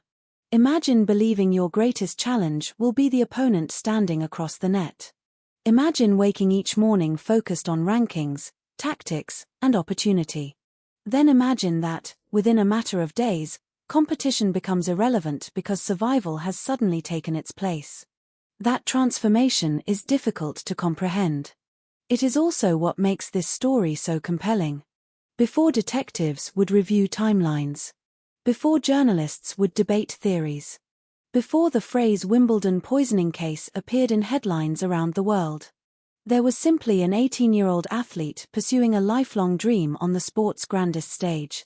She could not have known that her next match would become the final ordinary moment before her life was interrupted by an illness so rare, and by questions so persistent, that nearly a decade later people would still be asking the same haunting question.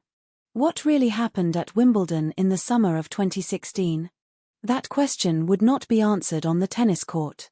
It would begin only after Gabriella Taylor's body started sending unmistakable signals that something was terribly wrong, transforming a routine quarterfinal into the first visible chapter of a mystery that no investigation has ever been able to fully solve.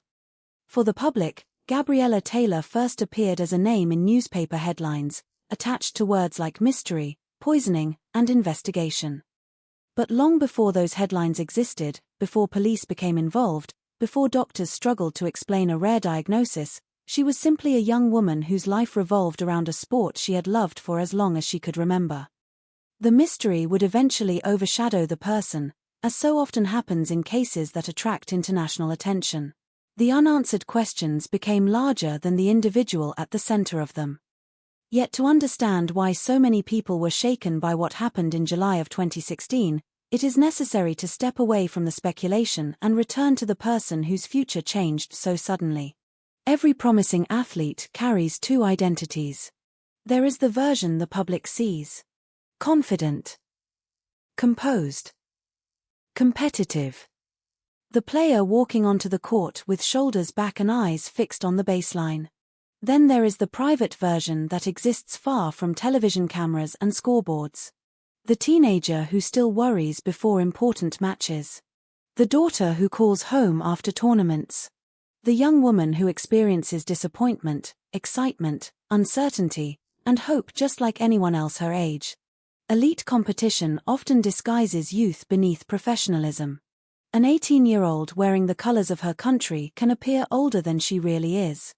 The discipline required to compete at that level creates an illusion of maturity, but beneath that discipline remains someone standing at the beginning of adult life. Gabriella belonged to that world. Her identity had been shaped by years of training, travel, and competition. Tennis had become more than an activity. It had become the framework around which daily life was organized. Success required routine, and routine gradually became second nature. Morning workouts. Practice sessions. Fitness training. Recovery. Study. Travel. Competition. Then the cycle would begin again. To outsiders, that schedule can appear exhausting. To athletes, it becomes normal. Every sacrifice is accepted because of what might exist on the other side of years of persistence. Professional sport offers no guarantees, but it survives on possibility. Every junior player believes that one breakthrough tournament could change everything.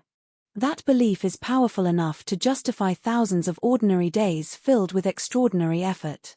For Gabriella, Wimbledon represented one of those possibilities.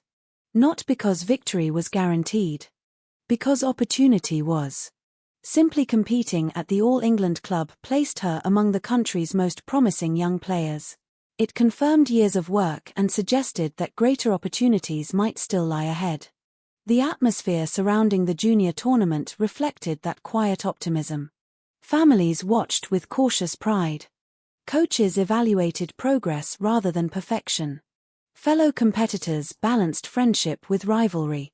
Everyone understood that careers were still being written. Nothing had been decided yet. That uncertainty gave every match additional meaning. Win, and another opportunity appeared. Lose, and months of preparation ended within a single afternoon. Athletes learn to carry those emotional extremes with remarkable composure. The handshake at the net lasts only seconds regardless of what either player feels inside. Gabriella had experienced enough competition to understand those rituals well. She knew how quickly tennis demanded emotional recovery. One tournament ended. Another began.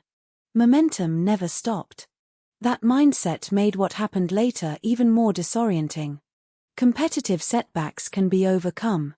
Illness follows different rules. There are no tactics. No adjustments between sets. No opportunities to fight through pain simply because determination demands it. The body eventually decides for itself.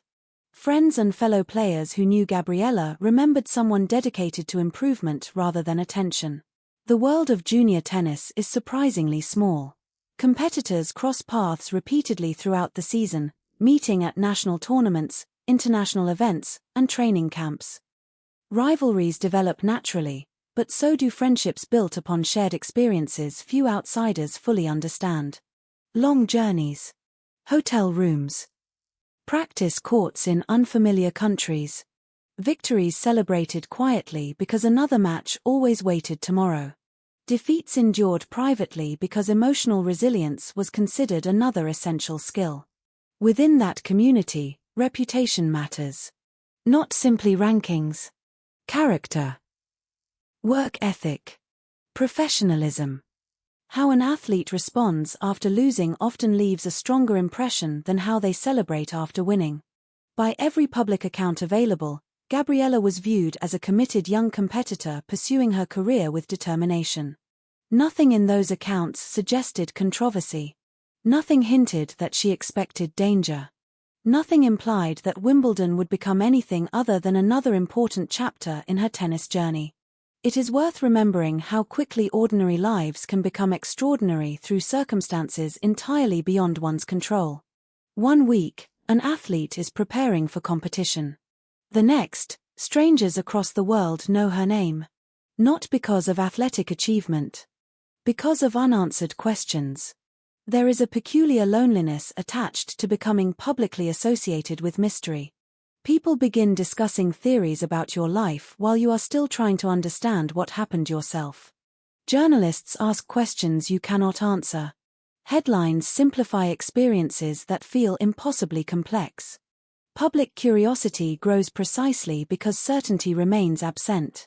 For Gabriella, that transformation occurred almost overnight. Before July 2016, her future appeared centered on tennis. After July 2016, her name became permanently linked with one of the sport's strangest unsolved mysteries. Yet amid all the speculation that followed, one fact often became overshadowed. She survived. That survival deserves attention. Leptospirosis can become a life-threatening disease when severe complications develop. Recovery is neither automatic nor immediate. Hospital treatment, careful monitoring, and time become more important than anything happening outside hospital walls. While newspapers searched for explanations, Gabriella faced something much more immediate. Healing. The physical recovery from serious illness is often accompanied by emotional recovery that receives far less attention. Athletes define themselves through physical capability. Their confidence depends upon trusting their bodies to perform under pressure. Serious illness disrupts that relationship in profound ways. A body once trusted without question suddenly feels unfamiliar. Energy disappears. Strength becomes uncertain. Simple movements require conscious effort. For someone accustomed to competing at an elite level, that loss of confidence can feel almost as frightening as the illness itself. Although much of Gabriella's private experience remained appropriately out of public view, it is difficult to imagine the emotional weight carried by an 18-year-old suddenly confronting both a rare disease and worldwide speculation about how she contracted it. Every recovery involves asking difficult questions. When will I feel normal again? Can I return to the life I had before? Will people remember me for who I am? Or only for what happened to me? Those questions have no easy answers. Especially when the event itself remains unexplained.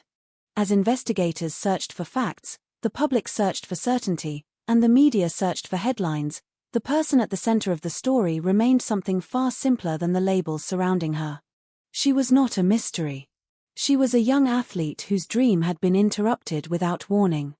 And on a warm July afternoon, while thousands believed they were watching another junior tennis match at Wimbledon, they were unknowingly witnessing the moment her life began dividing itself into two distinct chapters. Everything before that match. Everything after it. For every athlete who reaches a major tournament, there is a story that begins long before the cameras arrive. The public sees the final product. The player walking onto the court, the controlled expression, the perfectly timed movements, the confidence displayed under pressure. What remains hidden is the long road that created that moment, the years of uncertainty, sacrifice, and persistence that transform a child with a racket into a competitor capable of standing beneath the spotlight. Gabriella Taylor's journey belonged to that hidden world. It was not built through one dramatic breakthrough or one unforgettable victory. Like most athletic journeys, it was created through thousands of small decisions repeated over time. The early mornings when training mattered more than comfort. The days when improvement came so slowly that progress was difficult to recognize. The moments when motivation had to be found even after disappointment. That is the reality of elite sport. Talent may open the door, but commitment determines how long someone can remain inside. For young tennis players, the path is especially demanding because the sport requires complete independence from an early age.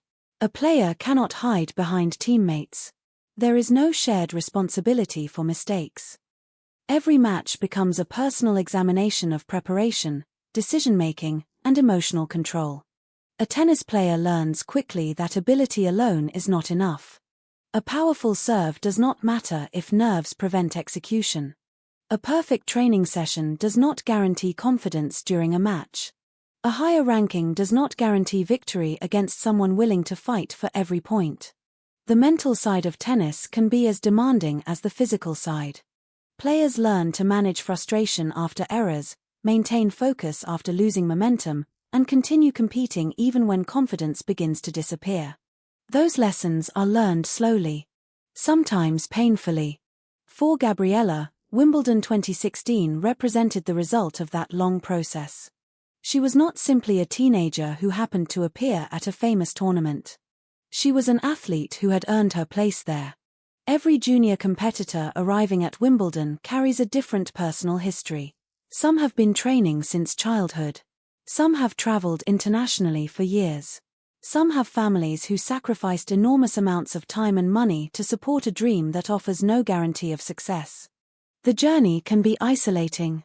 While friends outside the sporting world experience a typical teenage life, young athletes often live according to a different calendar. Their weekends are not always social occasions. Their school holidays are not always vacations. Their achievements are often measured against opponents rather than celebrated without comparison. A normal teenage milestone might be a birthday party or a school event. For an aspiring tennis player, it might be winning a difficult match after months of preparation. Both are meaningful. Both shape identity. but they create very different experiences. By the time athletes reach 18, many have already developed a level of discipline that surprises people who meet them outside competition. They understand preparation. They understand responsibility. They understand that small details matter because small details can decide outcomes. A slightly poor night's sleep. A missed recovery session. A minor injury ignored for too long. In elite sport, these details can separate victory from defeat. That mindset was exactly what Gabriella carried into Wimbledon. She arrived not simply hoping to participate, but prepared to compete. The tournament environment would have been both exciting and familiar. The sounds, the routines, the pressure all were part of a world she had worked toward for years. The All England club represented tradition and achievement, but for the players competing there, it was also a workplace. They had jobs to do. Matches to win. Goals to pursue. Dreams to protect. It is easy to imagine young athletes at Wimbledon as overwhelmed by the occasion, but many are remarkably focused. They know that allowing the atmosphere to become too intimidating can affect performance. The ability to treat an extraordinary moment as normal is itself a skill. Walk onto the court. Ignore the crowd. Focus on the ball. Trust the training. Repeat. That mental discipline allows athletes to perform in environments where millions of people are watching. It also explains why the events surrounding Gabriella's illness were so unexpected. Everything about her preparation suggested control. Everything about her routine suggested predictability. Then, suddenly, her body presented a challenge no training session could prepare her for. There is a unique vulnerability that comes with being an athlete. People often imagine athletes as almost invincible because they perform incredible physical achievements. They run faster, hit harder, react quicker, and endure more than most people ever experience. But elite athletes are still human. Their bodies can fail. Their immune systems can be overwhelmed. Their plans can be interrupted by circumstances beyond their control. The contrast between athletic strength and sudden illness is part of what made Gabriella's situation so shocking. Only days earlier, she was competing against another talented player. Then she was fighting a completely different battle. One without a scoreboard. One without an opponent standing across the net. One where determination alone could not guarantee victory. As the news spread, many people who followed tennis reacted not only because of the unusual circumstances, but because they recognized something familiar in Gabriella's story.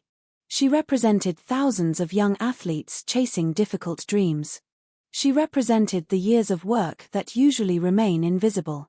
She represented the hope that exists before success is decided.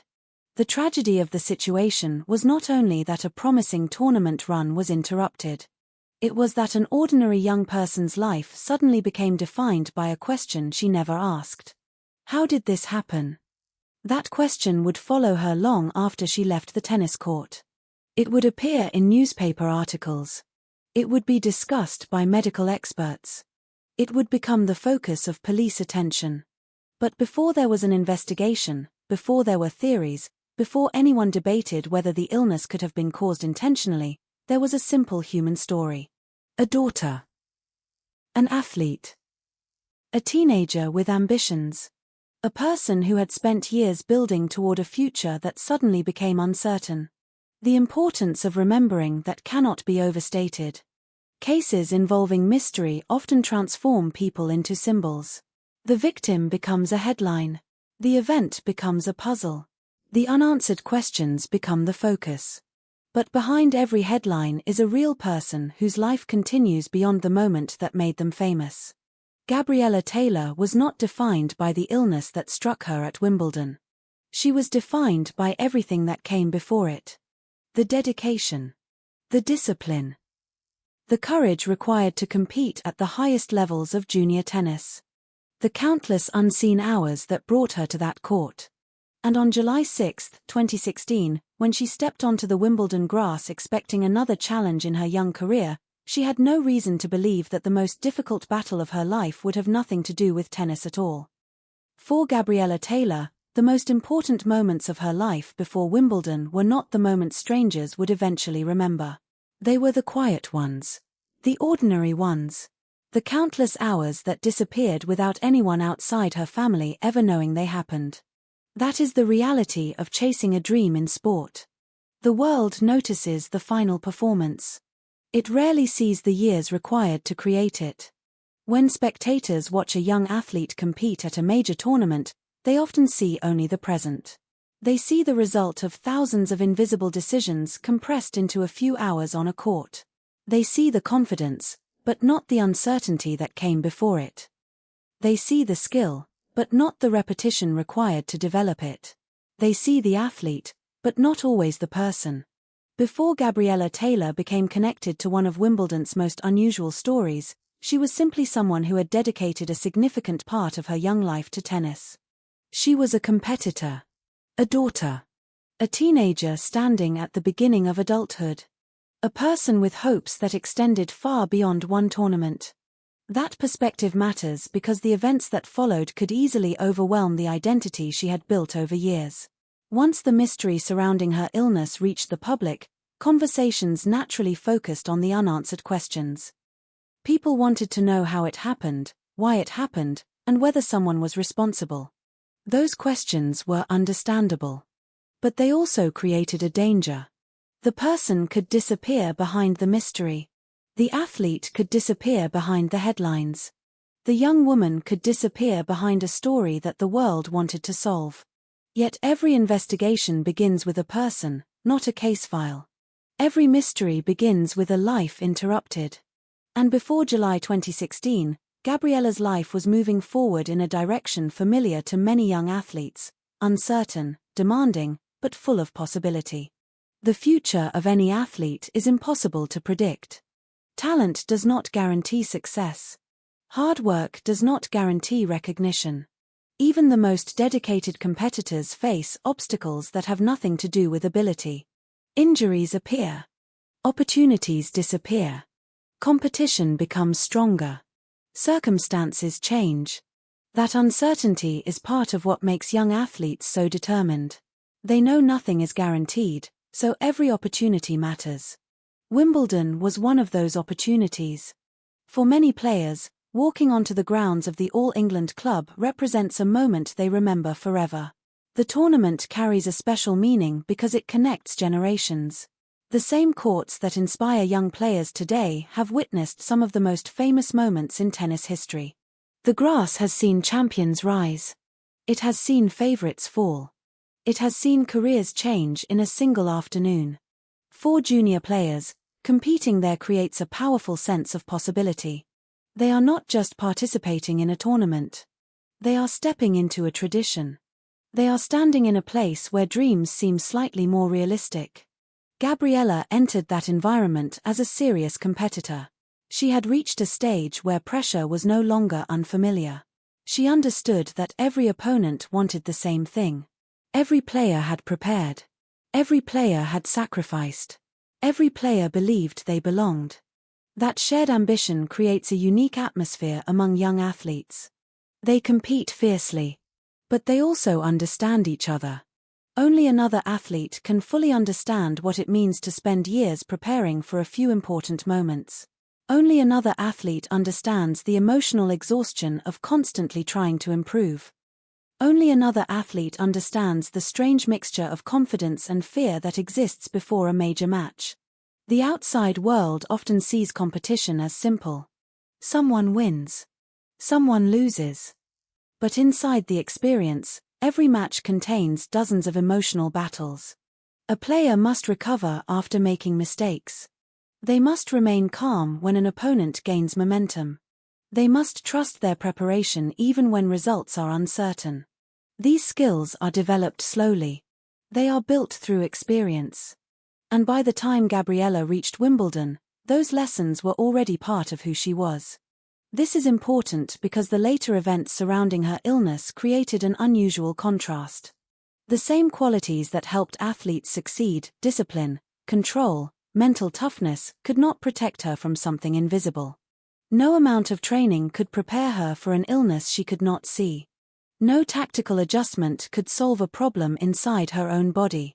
No opponent could be studied or analyzed. No strategy could guarantee the outcome. It was a completely different kind of challenge. One that arrived without warning. The human mind naturally searches for causes after unexpected events. We want every story to have a clear beginning and a clear explanation. When something happens to someone young and healthy, especially in a carefully controlled environment like Wimbledon, uncertainty becomes difficult to accept. People ask, how could this happen? Where did it come from? Was there something everyone missed? Those questions are not unusual. They are a natural response to fear and confusion. For Gabriella's family, those questions carried a much deeper emotional weight. They were not simply observers trying to understand a strange story. They were living through it. They had watched a healthy young athlete enter a tournament and then suddenly face a serious medical crisis. The desire for answers came from love and concern. It came from trying to understand an event that seemed impossible to reconcile with everything they knew. And when answers are incomplete, the human mind often searches harder. A small detail becomes important. A forgotten moment becomes worth revisiting. A possibility becomes difficult to ignore. That process would eventually lead to questions about whether Gabriella's illness could have been caused deliberately. But before those questions emerged, before police involvement, before the phrase Wimbledon poisoning case entered public conversation, there was simply a young athlete experiencing the biggest challenge of her life. The most striking part of Gabriella Taylor's story is not only what happened during Wimbledon. It is the contrast between the life she was building and the uncertainty that suddenly interrupted it. One moment, the future was measured in tournaments, rankings, and opportunities. The next, the future was measured in hospital visits, medical updates, and questions without answers. That change is difficult to imagine because it represents a fear shared by many people. The possibility that life can change without permission. That plans can be interrupted by something completely outside our control. That even the most carefully prepared individuals can encounter circumstances they never expected. Gabriella's story became widely discussed because it combined several elements that naturally capture public attention: a prestigious location, a young athlete, a rare illness, and an unanswered question. But beneath all of those elements was a simple human reality. A person became seriously ill. A family wanted answers. Doctors worked to understand a rare condition. Investigators examined whether a crime had occurred. And the world watched, waiting for a conclusion that never fully arrived. The mystery remains because the questions remain. But the beginning of this story was never a mystery. It was a young woman who had spent years working toward a dream. A young woman who stepped onto the Wimbledon courts expecting to fight for victory. A young woman who could not have known that her next opponent would not be another tennis player, but an invisible illness that would transform the course of her summer and attach her name forever to one of the strangest chapters in modern Wimbledon history.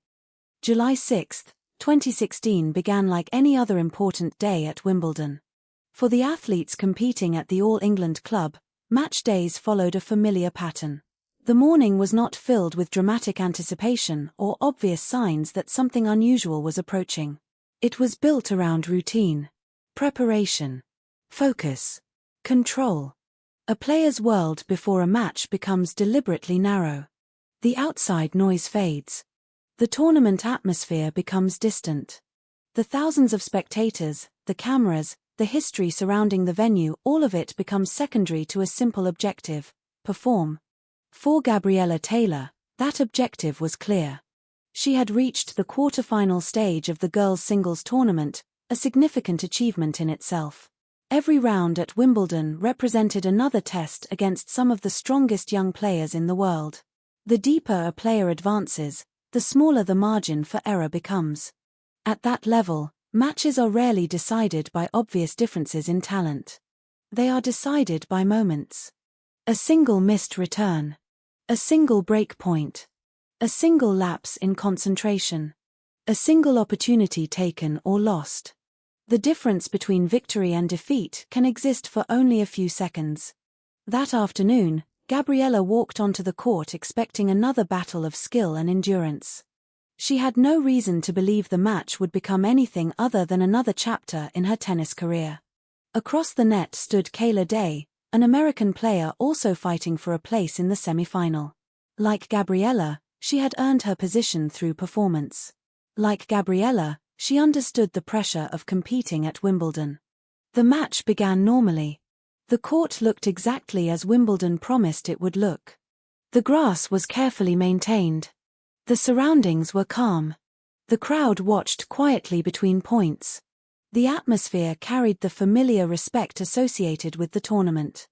There was no indication that anything extraordinary was about to happen. In the early stages, the focus remained where it belonged, on tennis. Players moved with the precision developed through years of training. Every step, every swing, every decision reflected countless hours spent preparing for this exact kind of moment. But gradually, something began to change. At first, it was subtle. So subtle that anyone watching from the stands might not have noticed. Athletes are experts at hiding discomfort. They are trained to continue despite pain. They learn to separate normal physical strain from genuine danger. A sore muscle, a painful joint, exhaustion after a long rally, these are familiar experiences. The body complains. The athlete continues. That mindset is necessary for competition. But sometimes the body sends a message that cannot be ignored. During the match, Gabriella began experiencing severe discomfort. The symptoms were not simply the tiredness of a demanding contest. Something felt wrong. The pain was different. More intense. More difficult to manage. The physical demands of tennis require complete trust in the body. Players depend on their legs to accelerate, their arms to generate power, their balance to recover after every movement. When that connection begins to break, even a highly trained athlete can suddenly feel vulnerable. A player who has spent years mastering control can find herself unable to control the most basic things. Energy. Movement. Focus. The exact moment when Gabriella realized she could no longer continue is something only she could truly understand. From the outside, spectators saw only what appeared to be an athlete struggling during a match. But inside, the situation was becoming increasingly serious. The abdominal pain intensified. Nausea followed. Her strength began to disappear. The match was no longer a contest between two players. It became a confrontation between Gabriella and her own body. Eventually, continuing was no longer possible. She retired from the match. In tennis, retirement is a simple word with enormous emotional weight.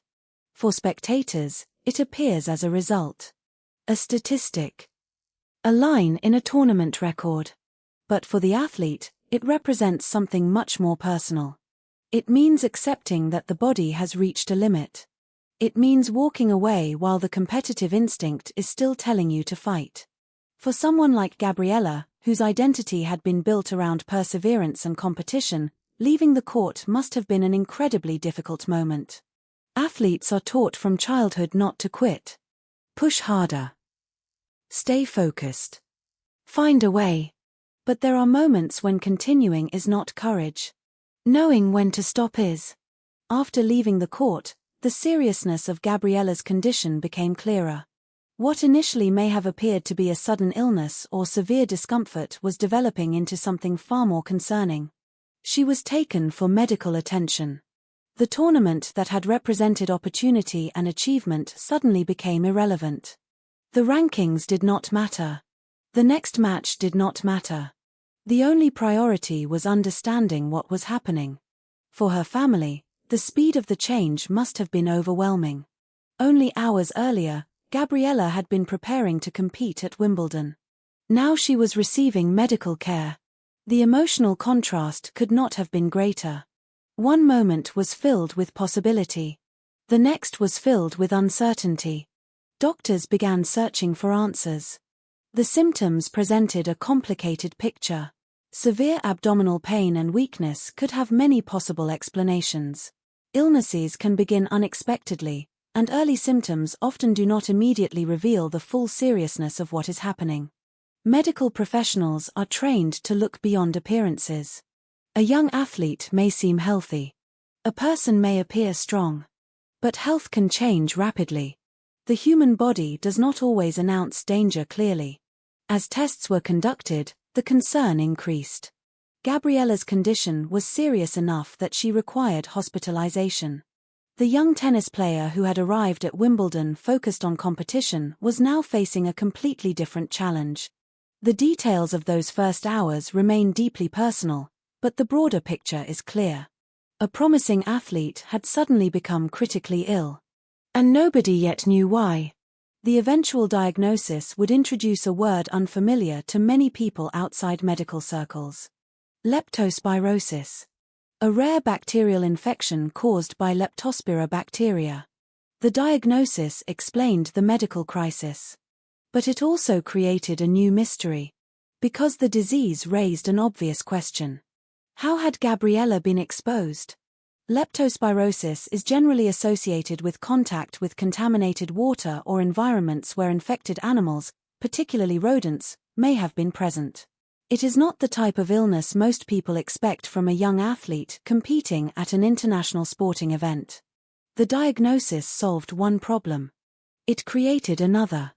Doctors now understood what was happening inside Gabriella's body. They did not know where the infection began. And that uncertainty would become the foundation of everything that followed. As news of Gabriella's hospitalization spread, the story moved beyond the boundaries of a tennis tournament. A medical emergency had become a public mystery. People wanted explanations. Her family wanted explanations. Investigators would eventually want explanations. The question was no longer simply, what illness did Gabriella have? The medical answer was becoming clear. The question became, how did she get it? And when a question like that appears after an unexpected event, especially one involving a young athlete in a highly controlled environment, suspicion can emerge quickly. Because sometimes the absence of an obvious explanation creates a space where possibilities begin to grow. And in that space, the Wimbledon mystery truly began. The hours after Gabriella Taylor left the Wimbledon court marked a dramatic shift from the world she knew into one she had never expected to enter. Only moments earlier, her greatest concern had been the same concern shared by every competitive athlete: how to win. Now, the only question that mattered was much simpler. What was happening to her? The transition was almost impossible to comprehend. Sport is built around preparation. Athletes spend years trying to control every variable within their reach. They control their training schedules. They control their diets. They control their recovery routines. They study opponents. They analyze weaknesses. They repeat movements until instinct takes over. A tennis match is an environment where preparation is supposed to create confidence. But illness does not follow the rules of competition. There is no strategy session before it arrives. No opponent to study. No weakness to exploit. No clear moment when the match officially begins. It simply appears. And when it does, even the strongest athletes become vulnerable. For Gabriella, the symptoms that forced her to stop playing were only the beginning. What followed was not a quick recovery after a difficult match. Her condition became serious enough that she required intensive medical attention. The image of a young athlete fighting on a tennis court was replaced by a very different image: a teenager fighting for her health inside a hospital. The contrast was striking.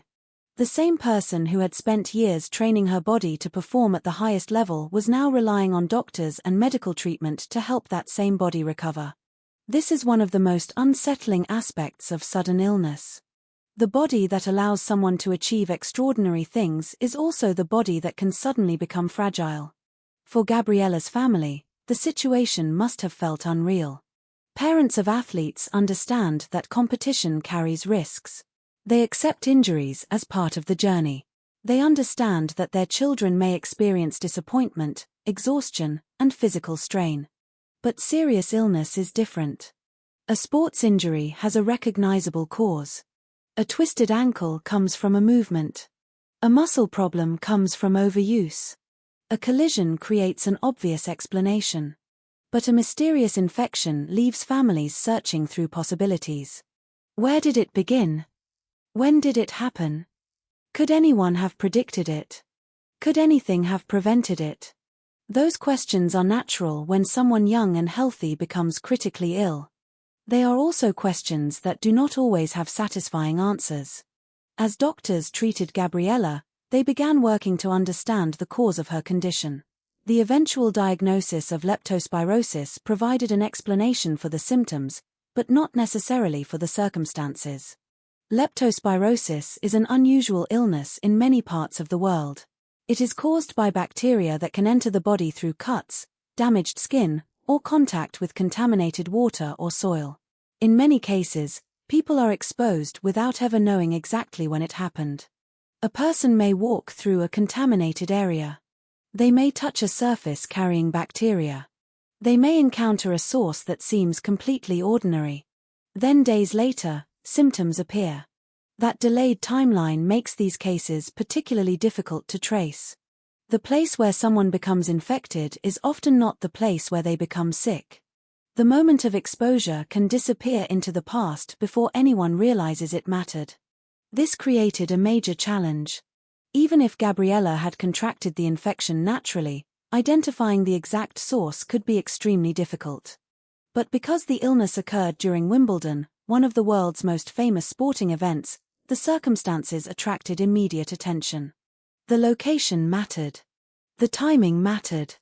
The person affected mattered. Had the same illness occurred under ordinary circumstances, it might have remained a private medical matter. But it happened to a young athlete at a globally recognized tournament. The story carried an unusual combination of elements that naturally drew public interest. A prestigious venue.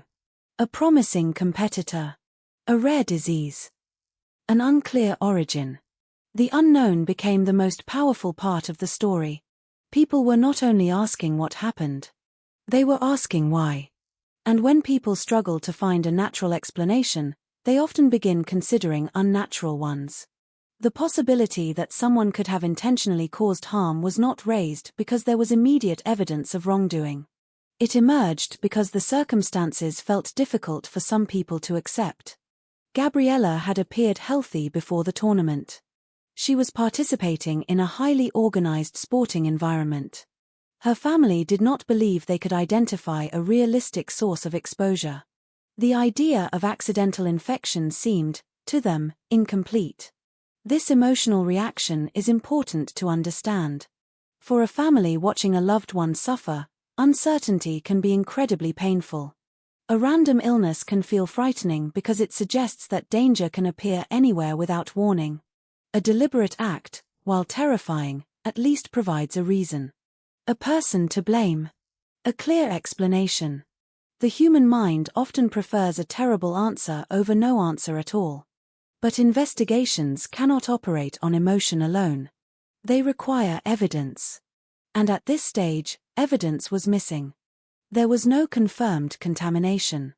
No identified person connected to the illness. No witness reporting suspicious behavior. No laboratory result proving that someone had introduced bacteria intentionally. There was only an unusual medical event and questions surrounding it. Still, the possibility was serious enough that it could not simply be ignored. As Gabriella continued treatment, conversations began shifting from medicine toward investigation. The focus expanded. Doctors continued caring for a patient. Her family continued searching for answers. And eventually, authorities would examine whether a crime had taken place. The phrase that would later define the case began taking shape in public discussion. The Wimbledon poisoning case. But the word poisoning carried a weight that the available evidence did not necessarily support. It suggested intent. It suggested a person. It suggested a deliberate action. Yet the reality remained uncertain. At the center of everything was not a confirmed crime scene. It was a hospital bed. Not a victim of a proven attack. But a young athlete whose sudden illness created questions nobody could immediately answer. That distinction would remain crucial throughout the investigation. Because the story of Gabriella Taylor is not only about what people feared had happened. It is also about the difficult search for what actually happened. And those two things are not always the same. As investigators would eventually discover, proving that something unusual occurred is very different from proving that someone caused it. The difference between suspicion and certainty would become the defining battle of the case.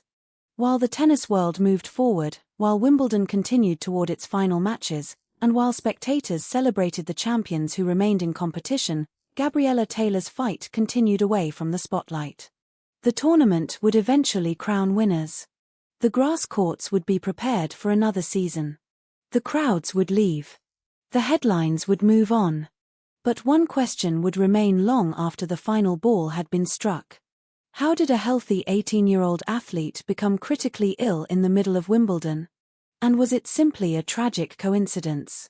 Or was there something more hidden beneath the surface? The most frightening moments in any medical crisis are often not the moments of chaos. They are the moments of silence. The waiting. The uncertainty. The time between knowing that something is wrong and understanding exactly what that something is.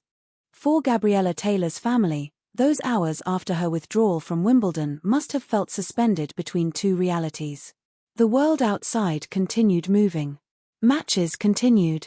Players continued preparing. Spectators continued arriving at the grounds, unaware that one young competitor's life had suddenly changed. Inside the hospital, however, time followed a completely different rhythm. Minutes were measured by medical updates. Conversations revolved around symptoms and test results. Every improvement mattered. Every setback carried weight. A tennis tournament operates on certainty. There is a score. There is a winner. There is a final point that determines the outcome. A medical emergency offers no such clarity. There is no scoreboard showing progress. No official announcement declaring victory. Recovery happens slowly, often invisibly. For an athlete accustomed to measuring success through performance, that uncertainty can be especially difficult. Gabriella had spent years training herself to respond to challenges. When an opponent changed tactics, she adjusted. When she lost a point, she focused on the next one. When pressure increased, she relied on preparation. But this challenge was unlike anything she had faced before. There was no opponent across the net. No strategy could overcome it. No amount of determination could force the body to recover faster. She had entered a battle where patience became the only possible approach. As doctors continued examining her condition, the diagnosis of leptospirosis became the central medical fact. The disease was rare enough that many people had never heard of it. Unlike more familiar illnesses, it did not immediately provide the public with an obvious explanation. There was no simple connection people could understand. No clear event that everyone could point toward. A person becomes infected. Symptoms appear later. The original exposure may remain unknown. That uncertainty is one of the reasons leptospirosis can be so difficult to investigate. The bacteria responsible for the infection exist in environments that most people would consider ordinary. Water, soil, areas where animals may have been present, places that do not necessarily appear dangerous. The invisible nature of the disease made the situation even more unsettling. There was no visible threat. No warning sign. No obvious moment where someone could say, "There. That was when it happened." And when an event has no visible beginning, people naturally search for one. They look backward. They examine memories. They reconsider details that once seemed meaningless. This process began within Gabriella's own circle. Her family knew her routines. They knew how carefully she prepared. They knew how healthy she had appeared before Wimbledon. From their perspective, the suddenness of the illness was difficult to understand. How could someone who had been competing at an elite level only days earlier become so seriously ill? The question itself was not unreasonable. Many families would ask the same thing. But the answers were not simple. Medicine could explain the disease. It could explain how leptospirosis affects the body. It could explain why someone might experience severe symptoms. What medicine could not necessarily explain was the exact moment of exposure.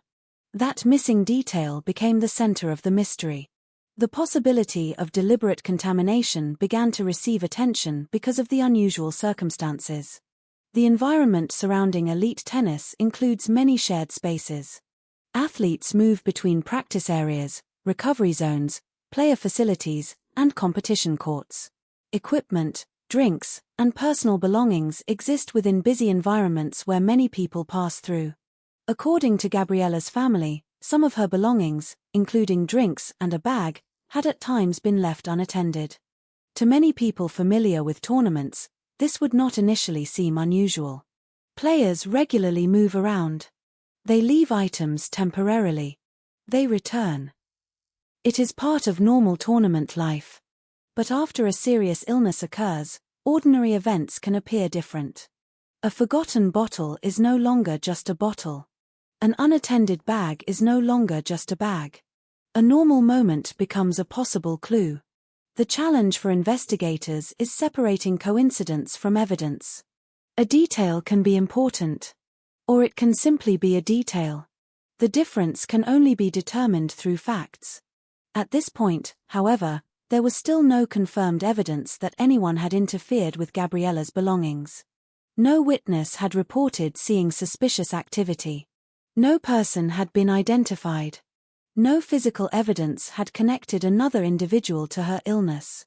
There was only a question. And questions, especially frightening ones, have a way of becoming larger when answers are unavailable. The story began attracting attention because it contained a contradiction. Wimbledon represented control. The tournament was associated with tradition, professionalism, and security. Yet the illness represented the opposite. Something invisible had entered the life of a young athlete. Something nobody had anticipated. Something nobody could immediately explain. That contrast made the situation feel almost impossible. How could a place built around precision contain an event so uncertain? How could an athlete trained to control every aspect of performance suddenly lose control of something far more important? How could a diagnosis provide an answer and still leave the biggest question unanswered? These were the questions surrounding Gabriella's hospitalization. But behind every question was the same human reality. A young woman was seriously ill. Before there were theories, there was fear. Before there was investigation, there was concern. Before the public debated possibilities, a family was waiting beside a hospital bed hoping for recovery. That perspective is essential because true crime stories often focus naturally on mystery and investigation. Audiences want to know what happened. They want explanations. They want the final piece of the puzzle. But real events begin with real people. And in this case, the first priority was not solving a mystery. It was helping Gabriella survive. Fortunately, after several difficult days, her condition began to improve. The immediate danger started to pass. The young athlete who had entered hospital facing a frightening medical crisis began the long process of recovery. But surviving the illness did not end the questions. In some ways, it created new ones. Because now there was time to investigate. Time to ask where the infection came from. Time to examine whether anything unusual had occurred. Time to determine whether this was simply a rare medical event or something more. And for authorities, that meant confronting the most difficult type of investigation. Not a case where a crime scene clearly reveals what happened. Not a case where evidence points directly toward a suspect. But a case built around uncertainty. A case where the central question was not, who did this? It was, did anyone do anything at all? That difference would shape every step that followed. Because the story that began on a Wimbledon tennis court would soon move into a very different arena. Away from competition. Away from sport. Into the world of investigation, evidence, and unanswered possibilities. In many criminal investigations, the first hours after an incident are considered the most important. Investigators search for fingerprints before they disappear. They collect objects before they are moved. They interview witnesses before memories become influenced by time and speculation. The earliest moments can reveal details that later become impossible to recover. But the Gabriella Taylor case did not begin with a traditional crime scene. There was no broken window, no abandoned weapon, no visible struggle, no location where investigators could immediately draw a circle around the evidence and say, "This is where everything happened." Instead, the beginning of the investigation was hidden inside a question. Where did the illness begin? That question was far more difficult than it appeared. A crime scene can often be identified because something physical has changed. A room looks different. An object has been disturbed. A person has left behind evidence. But disease does not announce itself. A bacterial infection leaves no obvious trail for investigators to follow. The moment of exposure may happen quietly. A person may never know it occurred. Days may pass before symptoms appear. By then, the original source may be gone. That was the challenge facing anyone trying to understand what had happened to Gabriella. The first confirmed fact was medical. She had become seriously ill. Doctors identified leptospirosis as the cause. But a diagnosis is not the same thing as an explanation. Knowing what happened inside the body does not always reveal what happened before the illness began. For Gabriella's family, this distinction was crucial. They were not only trying to understand a disease. They were trying to understand a sudden and frightening change in their daughter's life. Only a short time earlier, she had been competing at Wimbledon. Now she was hospitalized. The contrast was difficult to accept. The natural human response to an unexplained event is to search for a cause. When something happens randomly, it can feel terrifying because randomness offers no sense of control. There is no action to prevent it from happening again. No person to confront. No mistake to correct. A deliberate act, while horrifying, at least creates a narrative. There is a reason. There is a source. There is an explanation. That emotional reality helps explain why the possibility of poisoning became part of the conversation. It was not because investigators had discovered a clear act of sabotage. It was because the circumstances created unanswered questions. Gabriella's family believed the illness did not fit easily with their understanding of her environment. They knew her routine. They knew her health before the tournament. They knew the level of care and preparation surrounding an athlete competing at Wimbledon. To them, the sudden appearance of a rare infection felt deeply unusual. And unusual events demand investigation. The first step was determining whether there was any evidence of intentional contamination. That meant examining possibilities. Could something have been added to a drink? Could someone have accessed personal belongings? Could the infection have been acquired during the tournament? Could the source have existed somewhere completely unrelated to Wimbledon? Every possibility had to be considered. And every possibility had to be measured against evidence. This is where real investigations differ from speculation. A theory may sound convincing. A possibility may seem logical. A suspicion may feel justified. But investigators must ask a different question. Can it be proven? The difference between possibility and proof would become the central issue of this case. One of the most challenging aspects was the nature of leptospirosis itself. The infection does not behave like a traditional poison. It is not a substance that leaves an obvious chemical signature. It is caused by bacteria that can exist naturally in certain environments. To prove deliberate infection would require much more than simply showing that someone became sick. Investigators would need evidence connecting a person or action to the illness. They would need to establish a chain of events. They would need to answer: who? How? When? Where? Without those answers, suspicion remains only suspicion. As attention surrounding the case increased, another difficulty emerged. The public often imagines investigations as a straight path toward the truth. A detective finds a clue. That clue leads to another. Eventually, the entire story becomes clear. Real investigations are rarely so simple. They are often built from thousands of small details, most of which lead nowhere. A conversation that reveals nothing. A location that provides no evidence. A possibility that disappears after examination. The process is not dramatic. It is patient. It requires accepting uncertainty while continuing to search. In Gabriella's case, investigators faced a particularly unusual situation. They were not starting with a confirmed crime. They were starting with a serious illness and a concern that a crime might have occurred. That difference changed everything.